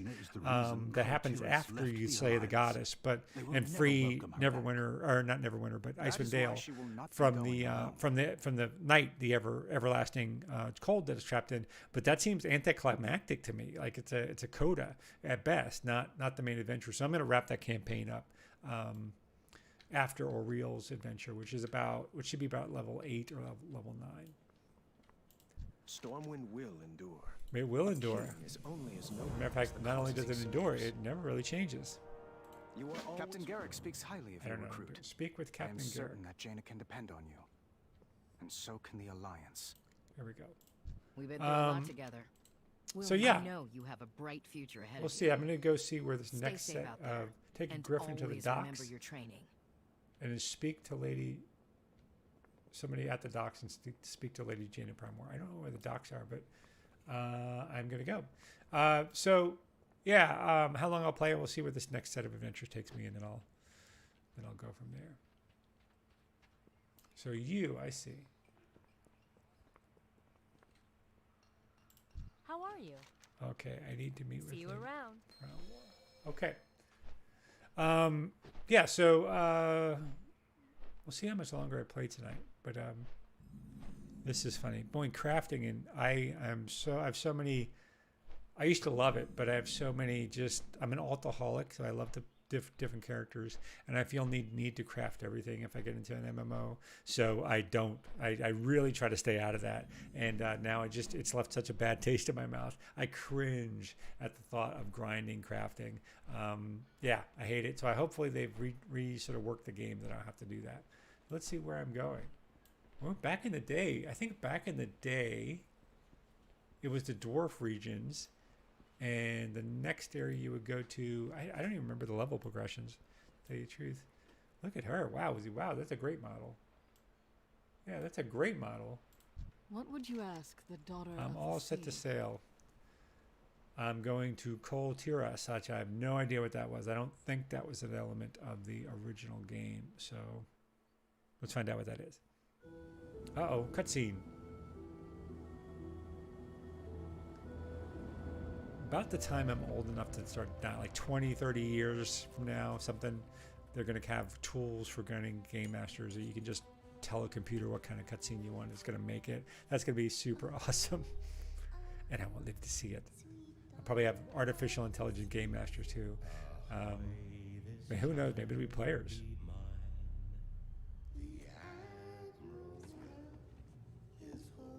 Creepy singing? That's not creepy at all. Put the baby down. Promise you'll come back. I'll weather every Must be her storm memory of her if I father know or something. you are waiting for me. Time to go, Jaina. Yeah, that's her, the little baby. Come topside. A little baby. Your loving mother will never forgive you, murderer. Oh no. I should use this. Ooh, I should use this backstory for the paladin in my game, where she's visited by the ghosts of their dissatisfied parents. Thank you, Captain. I hate throwing that at the player, though.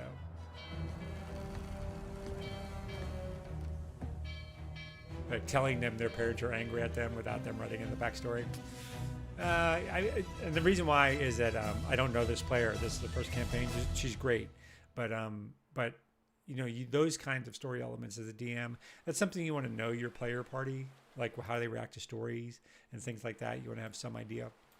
So, A long yeah, I road would not lies do before that. us. Home again after all this time. I have no idea what this is. Accompany this woman to an audience with somebody else. Catherine I hope Proudmore. this Sounds like her works. mother. Teleported me. I like this art. This is definitely a new zone. This is cool. Out! State your intentions. Fake British I am stage Jaina accent. Proudmore. I have come for an audience with Lord Admiral Catherine Proudmore, my mother. I guess that's a genre, not the Taking actor, you to not the voice Catherine, actor's fault. right? You'll answer to her for your crimes against Kultiris. Oh my goodness. As What have you I gotten wish. myself into? This is cool. I like the aesthetics of this zone. There used to be a zone that was sort of like Sleepy Hollow, Tim Burton aesthetics. I don't remember the name of it, but that I have a lot of fond memories. I really liked the adventures in that zone. I wonder if this is similar. If this is sort of a Game of Thronesy kind of thing. There's a Winterfell vibe with the falling snow. Come on, we're going home now. I suppose I have earned this. And the sort of the family drama. Civilians back! Form a perimeter! Back, everyone! It's the daughter of the sea. It's the chicken of the sea. Jaina. Is that really her? No. She's come back to finish us. I like these cutscenes. They're good. There's my little character. Impervious to your insults, because I'm used to posting online. For the Alliance. What was someone saying? Yeah, yeah, I don't get embroiled in online drama. I will say there's people who kind of post for clickbaity stuff. I try to stay away from that. The ones I really try to stay away from are virtue signalers, like people who really they're trying to daughter returns to the kingdom she betrayed. like it looks like they're trying to be more inclusive in games, which I'm all for, but they're really just attacking each other. I just and many times I don't think they're aware. The Alliance. Ha! Where were they? Oh, that's Disney when we animation right begged there. That's for awesome. their help. When our husbands and sons and brothers were slaughtered at Theramore. Do not blame the Alliance for my actions. So you admit it? You admit that you Lady, were responsible times for the don't look like they deaths were of that tough our for you. men? Trust me. I was. But I will do anything in my power to ease the suffering of Kultiris. Okay, looks like it could be a cool set of adventures. Enforce This is probably our 10 to laws. 20. The punishment for treason is death. This is a harsh place.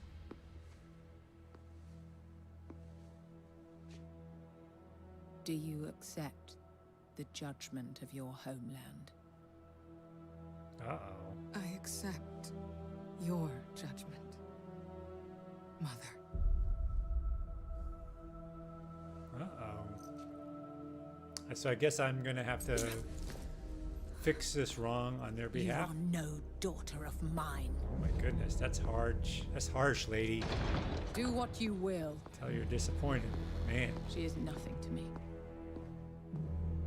What?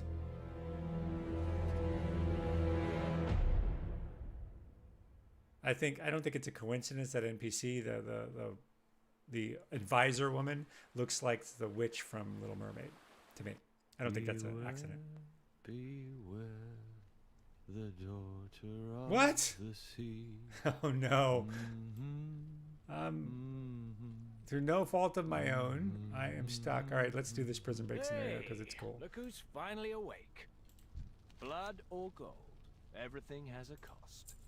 Okay, so I still have my bags. I don't have my equipment. I wonder if I unequipped everything if I'd still have it. Anyway, I'm gonna take this Alliance dog tag and put it on. Is it better or worse than the thing I just put on? It's probably better. All right, escape Tol Dagor with Flynn. Sure, Flynn looks like a cool dude. Here's the plan. Here's the plan. Tell me. Hit me. Okay. Come on, hit me. Ugh. Oh, you brute! God! God! Help! Oh! I like a good escape scenario Hey, in what's D&D. by going the on way. in there? So, yeah, I like a good escape scenario in D&D. Oh my gosh. I'm all in.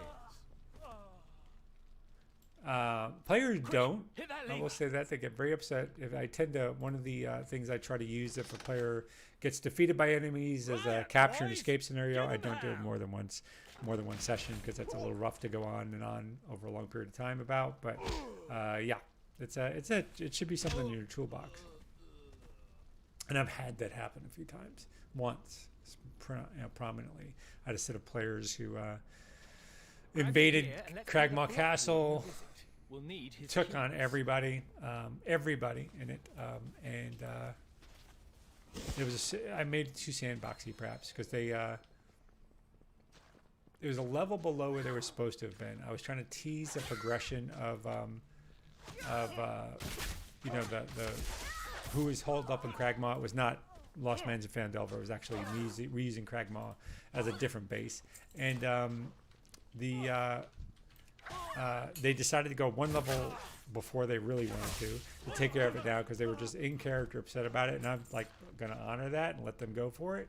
They had some indicators it would be a little bit too much of a fight for them, and it didn't go their way, and they got captured. Now, coincidentally though, I was running milestone combat, so at that next adventure they were going to level. They don't think they knew it. So while they were in prison, oh no, after they did their escape, they leveled, and then they came back and cleared the place out.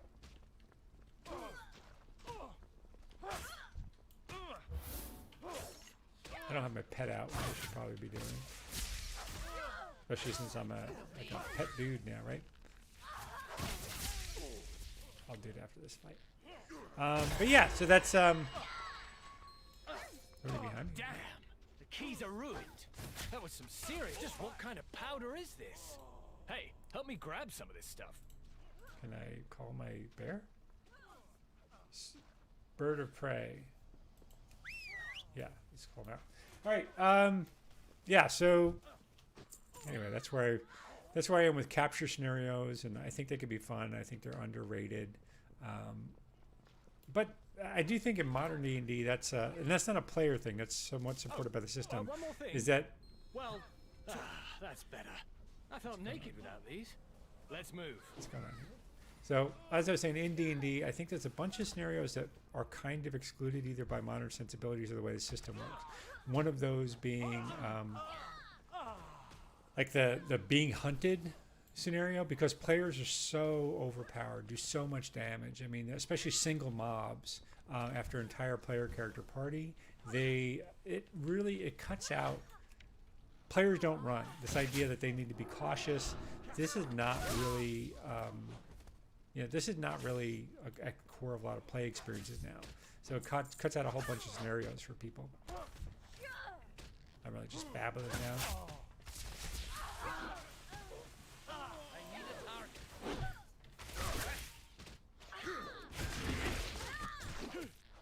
Oh, I see. So R, I went for that beast ability.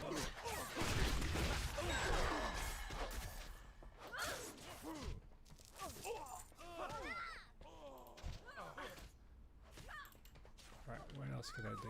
Get out of here. Yeah, and of course you don't want to run these. Sprinkle some of that powder on it. Right.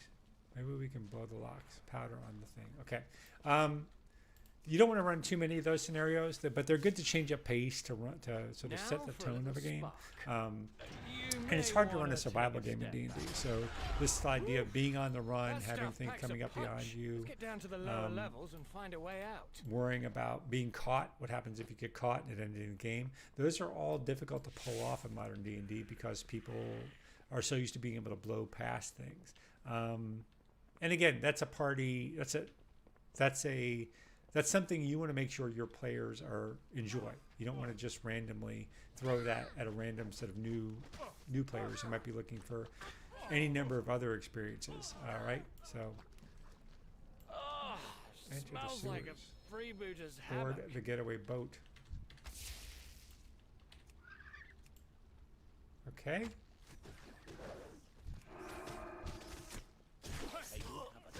What is going on? I need a target. Sorry, I'm a little confused here as to what's happening. When you get in these spaces and the camera starts clipping, got something up here. That's the boat I'm trying to get to. Down there, cue it on it.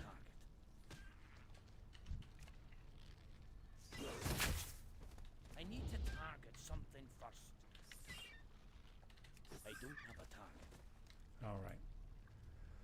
All right. So yeah. Anyway, that's my thinking in D&D. That's where. Are you guys helping me out? Or are you seriously going to stand there? So annoying. I need a target.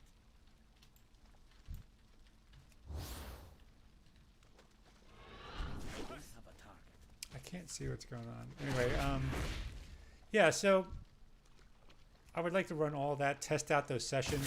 What I would ideally love to do, if I got back to this idea of a... Wait. No, it was just my other leg. We're good. Something I would love to do is I would love to build, if I had a streaming crew that I like to stream with, something I think would be really interesting to do would be arrange like a session that expresses an important element of game design or play design or something that I think we could illustrate in actual play, whether that be a type of scenario, survival scenario, environmental based encounters, pretty much anything, and do... You! Stop right there! Ow. Oh my goodness. What is going on? The Sand Queen. It's a 13th level gold mob. I'm officially done with this place. Come on, our ride should be waiting for us just up the beach. Okay, well, I'm not going to mess around down here too much. So we have to get up there somehow? I'm guessing I can avoid all of these creatures. Is there any reason not to? I don't see a reason not to, so I'm not going to just randomly pick fights. So yeah, it would be great if to run like not an academy. I'm not trying to say I don't think people want to be trained. I think they want to see examples. So it would be great to give them for their toolbox some example of how one game master What is going on in there? might run Sounds like you environmental based started a encounters, riot. or might No run a idea what chase you're scene, talking about. or might run But integrate you'll traps finally have some that are a real little bit more than dirt just by hit point A new gunpowder, dispensers. like nothing I've ever It would be seen. great to build And I rescued the top. sort of a Crime buddy, a Taylor, real life Taylor. example library of how these things are done, and then challenge other groups to do the same, like run a one shot based around this concept and do a good tight 2 hours or tight 3 around single design concept or a couple handful of design concepts, and make that a library for the gaming community to sort of look at and begin to examine and reflect on and all that kind of stuff. I think it'd be useful. My thoughts anyway. Here we are. Here we are. Alice Harbor. Aside from Proudmoore All right, Keep, so I went it's the right most back to the heavily place guarded that part of the city, and the only place most visitors ever get to see. that arrested Looks like another Alliance ship has already docked. Hopefully they got a warmer welcome than Jaina did.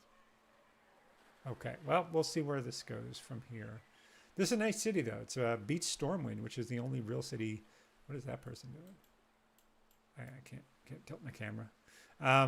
Looks like they were meditating up there. It's like the slowest fly through I've ever seen. Come on, buddy, pick up the pace. Okay. But yeah, I think that would be great. Again, it comes down to sort of, ultimately, I want out of a group what everybody wants out of a group. I want a group of people who enjoy playing with one another, who are interested in one another, whether I'm a player or a DM. And, and if that group can be suitable for online play as well, I would love to do something like that. So that might be in my future. But again, I'm a slow burn, right? I'm going to start out, keep doing things. Consistency in time is a really powerful tool, and that's what I intend to do. I'm already sort of swimming upstream because I'm not a pretty girl. I'm not a handsome guy. I'm not young.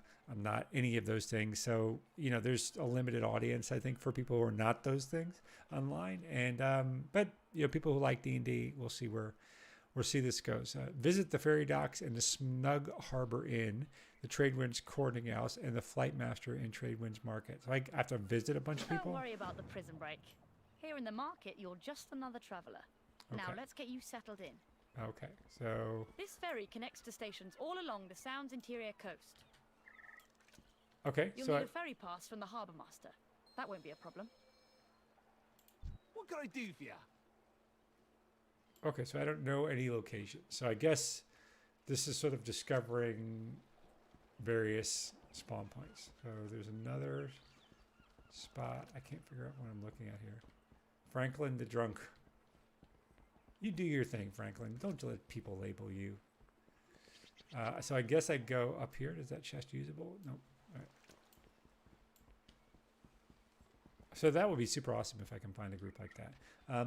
So the mode I'm in right now is just get to know people, put content up, focus on my point of view, what I have to say. One of the things I think about is great about gaming is that it's truly a diverse hobby. You know, people really The counting house is under heavy guard day and night. Feel free to store your valuables here.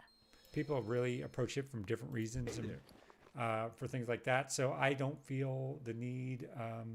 It's a crafting reagent I got earlier. I don't feel the need to do anything to cater to public whim. I mean, the great thing to me about gaming is you'll find your audience. If you talk to enough people, if you understand your own point of view, if you are true to yourself, you'll find the crew. You'll find that audience that works best for you. And so that's all I'm doing here. I'm hanging out.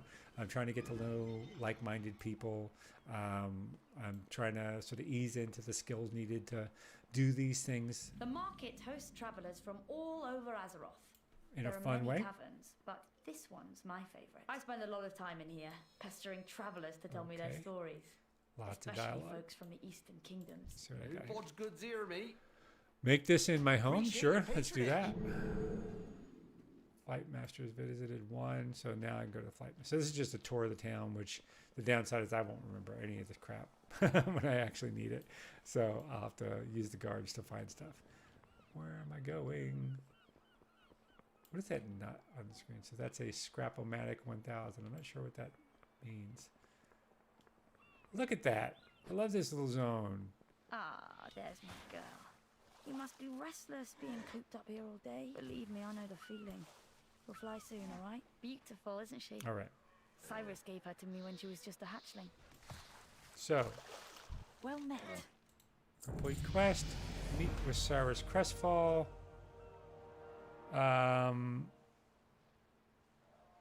He's probably checking out that other Alliance ship. Let's so go. Feel at home here in no time. Now let's check in with Cyrus. Okay.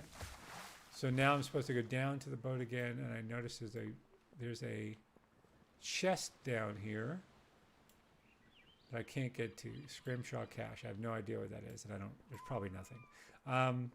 Or else people will be rushing for it. Let me just go back down to the ship that I came in on and see what this next set of the quest will be. This is a bit of a bummer. I did notice when I came back when I did this start of the Horde quest and I went to Ogrimmar, there's a lot of town running, which is interesting. And I get it that new people need an introduction and they need to know where things are, but I didn't really need to run around the town for a half hour or something, or whatever it was. And even here, like, I have to jump in the water to get to this thing, I think. No, I'm nowhere near heading to the right place. So I suck, but we'll take a roundabout route.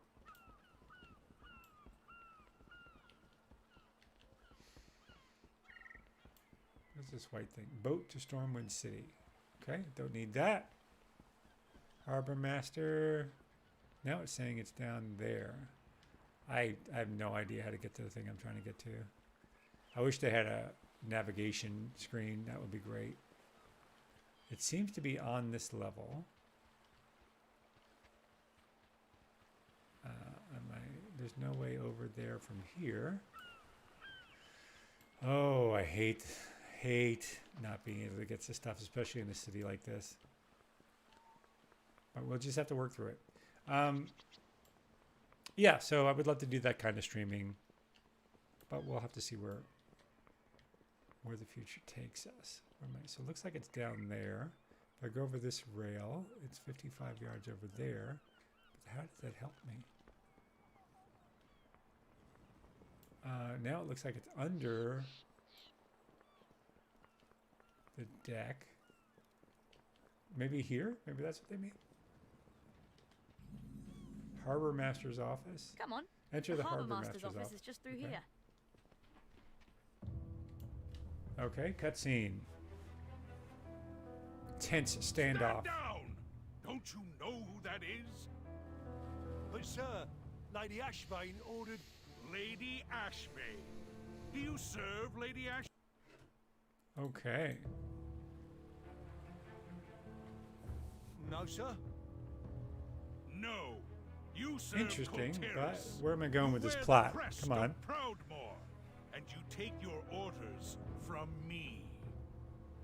Now stand down and let I guess them this is pass. going to be my crew, and I'm going to Hurry do a in my storyline to office. reunify this Aye, sir. sector with the Alliance and reunify the daughter with the mother. I guess that's going to be the crest line. Nice. Something I said in the last stream, by the way, is a lot of these are great for video games, but they just lack depth, context, hooks, everything else you would need to make them usable in the context of a D&D game. So I really feel bad when I see a lot of, it seems to be a common, Prepare a full briefing for it's a our common thing for guests. players try to adapt their favorite video games to D&D, and I don't think they Aye, sir. translate very well. What do you need? Zelda seems to be a big one. For the Lord Admiral. Catherine Proudmoore Okay. turned us away and I had her have to own listen to daughter this guy. cast That's my out quest. as a Listen to this guy. Why would you help us? Well, we'll see it in desktop audio is no longer focused on it, so you shouldn't be hearing that. So it's going to be hard for me to talk over that. But I don't really care about the background. I'm bad that way. I can always look it up in a wiki if I really want to, but it's just things it's going to make me do. So I don't really care as much.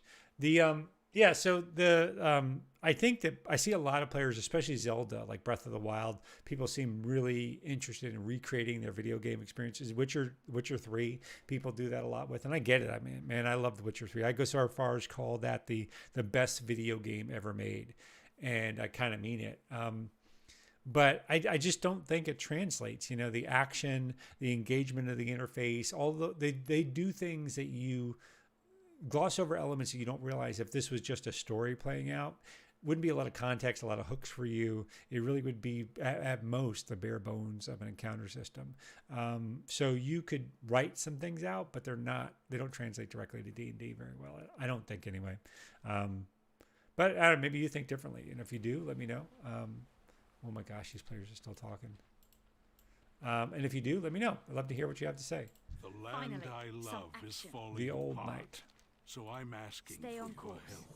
Sanctum of the Koteris Sages. needs the Alliance, just as I can badly look as at my you need reputation us. with different groups in the world under the reputations tab. We shall So there's prove to Catherine reputations Proudmoore that the matter same now. truth Okay. that I learned Close. at great Looks like cost. this is my reputation. In Reputation. unity, there is strength. Proudmoore Admiralty, which I guess is here. Maybe this is part of the Battle for Azeroth expansion. Maybe it's not part of Shadowlands. I have no idea. I haven't played in so long that it's truly hard to say. Ironforge has a slightly friendly opinion. Nomergon. Okay, so fair enough. Let me get some quests. Fairy Pass if I do this quest. Complete quest, Fairy Pass. I've always dreamed of adventure. Sanctum of the Sages. I have to speak with the 7th Legion mage. Speak with another guy. All right. Duty calls. Fair enough. Hopefully this is going to lead me out to a boat to get the hell out of Dodge. I'm not going to bother picking up crafting things because I'm just not going to do that tonight. What time is it? About 10:30 my time. Probably play for a little more and then get ready for bed. It's back to work for tomorrow. I have a day job like everybody else. And I have to get ready for work tomorrow. Tomorrow's first day back to Sanctum. Speak to the 7th Legion person. Where is my little, there's usually a little diamond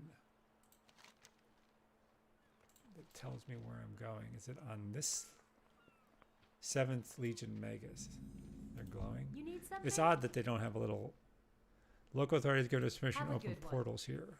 Okay, fair enough. Ready for turn in. Turn in back here. Oh, I see. I think that's down in the basement of this building, which makes it hard to realize that this is the building you're supposed to go to. Sir, the situation report is ready. Different room. Excellent. All right. Hero, trained my whole Talia will life for get you this. up to speed. I don't know why I did that. I don't really care, to be honest. Inspect the scouting map in the harbor Farewell, master's friend. office. Oh no, do I have to go around? Fortyrus is made up of several major houses. They were unified This is good under to hear. Balin Proudmoore's leadership, but that gradually changed after his defeat at Yeah, this Theramore. is a definite Game of Thrones vibe to it. I wonder if that's why they came up with it. Lord Admiral Catherine Proudmoore now rules in his place, commanding both the military and the guard. Despite our efforts to maintain order, Kultiras has seen an increase in crime, corruption, and Bup, bup, bup. Bup, bup, bup. Bup, bup, bup. I think what I'm going to do... to the west lies Justfar. Oh, a I love that. mountainous region providing most of the kingdom's ore and some of our toughest warriors. That sounds great. I might go out, if there's a zone I can get to, and do another encounter or two, and then wrap it up here just in a few more But minutes. their I think that's recent probably absence what I'm from going to do. council meetings has given rise to troubling rumors. In Stormsong Valley, to the north, the tide This is sages basically like an have all-new stormed starting the area. craft and bless the ships of our This reminds me of that legendary area we used to get Hager from. But nobody's heard from the fleet in months. The tide sages have withdrawn into their cloisters and seem uninterested in finding our missing ships. I will say that there's a free tier to this. I paid for a subscription for a month again because why not? And but there is a free tier. You can play this game for free up to level 20. But as much as I'm flying up, I mean, it's probably 6 hours of play. I'm guessing to get to level 20. Not that hard. Scouting map inspected. Is this the scouting map? Where is the scouting map? So it says it's over here.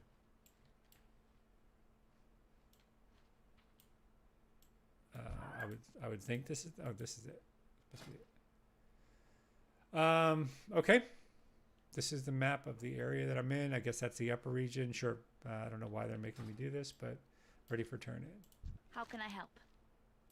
Come back with No, I don't want to do that. That was my mistake. Is made up of several major Okay. houses. Nation They were divided. unified under Balin Proudmoore's leadership. We can do this. But that gradually changed after his defeat at Theramore. Why is it still speaking even though I've stopped it? So I've got a quest marker here, but no one. Oh, there's just one on the map. Okay.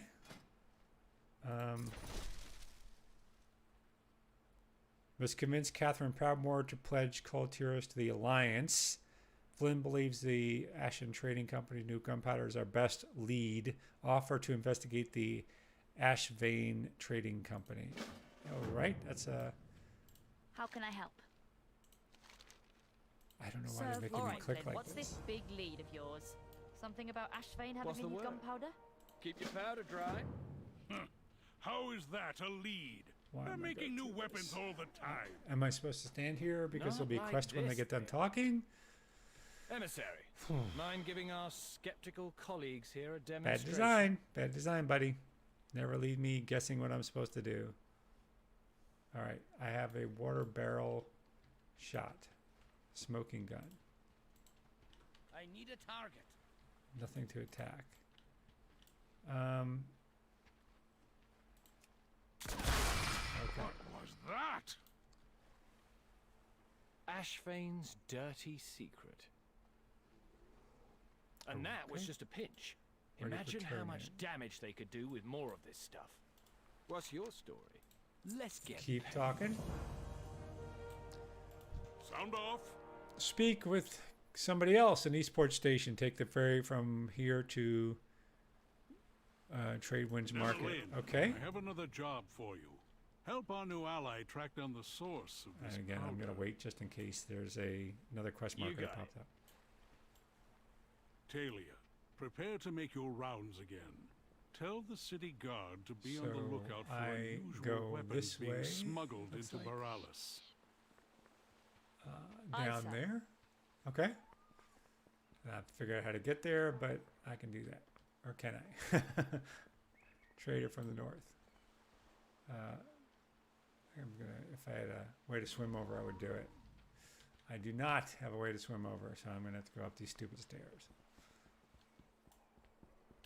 I will get there in a second, I promise. I have a running thing. Aspect of the cheetah. Haha! Sucker. I have a mount too. I should be using that. Map. All right. I think I'm just going to get out, see what this area looks like. If there's one or two interesting things to do, I might go ahead and do that. But there's a good chance. Speak with Cagney. All right. I think that's who I just spoke with. Take the ferry from Wilmaborn. Take the ferry to where? I guess here? Looks like that's what I'm supposed to do. So that's what I'm going to do. Oh, there was a quest I missed. Shit. Poops. Poops. All right. I'm sure there'll be like a million quests when I get to this new place. That is a fast boat.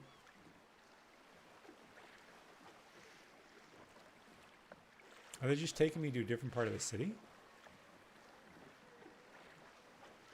Oh, that seems wasteful.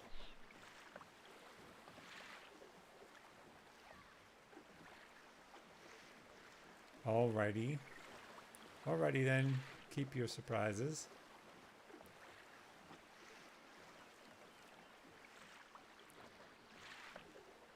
It's interesting to have an urban zone though, like a living city. Those are mobs to fight, so I guess this is a combat area. The green quest marker, I think that's either a port or a flying mount. What's the point of teleporting me there and just teleport me there from the beginning? Don't make me do all that looking. All right, so there's a quest up there. That's a turn in. What is this? If this is an inn, I want to see if I can set my home. Nope. I don't know what this is. There's a bedroom, somebody's house. Hey, like Skyrim, you don't even have doors here. How do you keep anything? It's a snail. Look at that snail. I could charm them. I'm going to put this bird away. Dismiss him. Well, I think I have to get a stable master. But let me see. I'm going to dismiss pet. And I'm going to see if I can charm the snail. That would be amazing. Invalid target. Now, beggars. Beggars. That's fine. What are you doing? A beaver? I'm going to see if I can... Oh, I can... creature not tameable. That's lame. He's sleeping. Oh, a fox. I'm going to see if I can tame this fox. I have too many pets, so I can tame a fox. Oh my gosh. He just came up and hit me once and then ran away. Okay. That's cool. Well, fox would be cool. I kind of want to keep that owl because he seems like I can't return to that area and he seems unique, so I don't want to mess with him. If that's the case. You know what though? I also don't. I think I'm done for the night. I think that's it. I'm probably not going to be able to get into many more adventures. It looks like it's mostly talking, so there's not much I can do. So I'm going to end it up here. I really appreciate it. If you join me tonight, thank you very much. I will do these streams occasionally as games strike me. I've been out of a gaming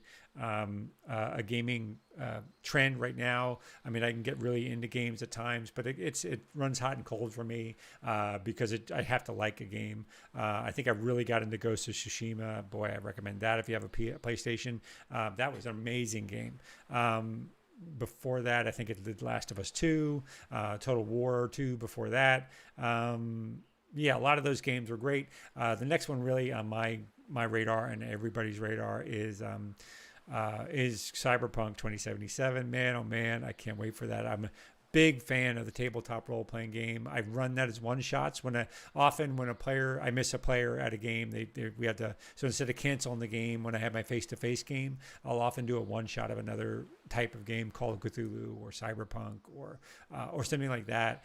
And boy, they've always been great. And I picked up Cyberpunk Red, the new version, which I recommend. I think it's great. The starter edition it might even be free, but that's almost a full RPG. And yeah, so I'm just so stoked for this game. It's not even funny. I'm playing some indie games. I do a lot of indie game play. I have a Medieval Dynasty. I'm messing around with that. I might do some live streams of that ad hoc. It'll always be ad hoc when the mood strikes me. There's a medieval city builder I was doing. I can't remember the name of it, but anyway, there's another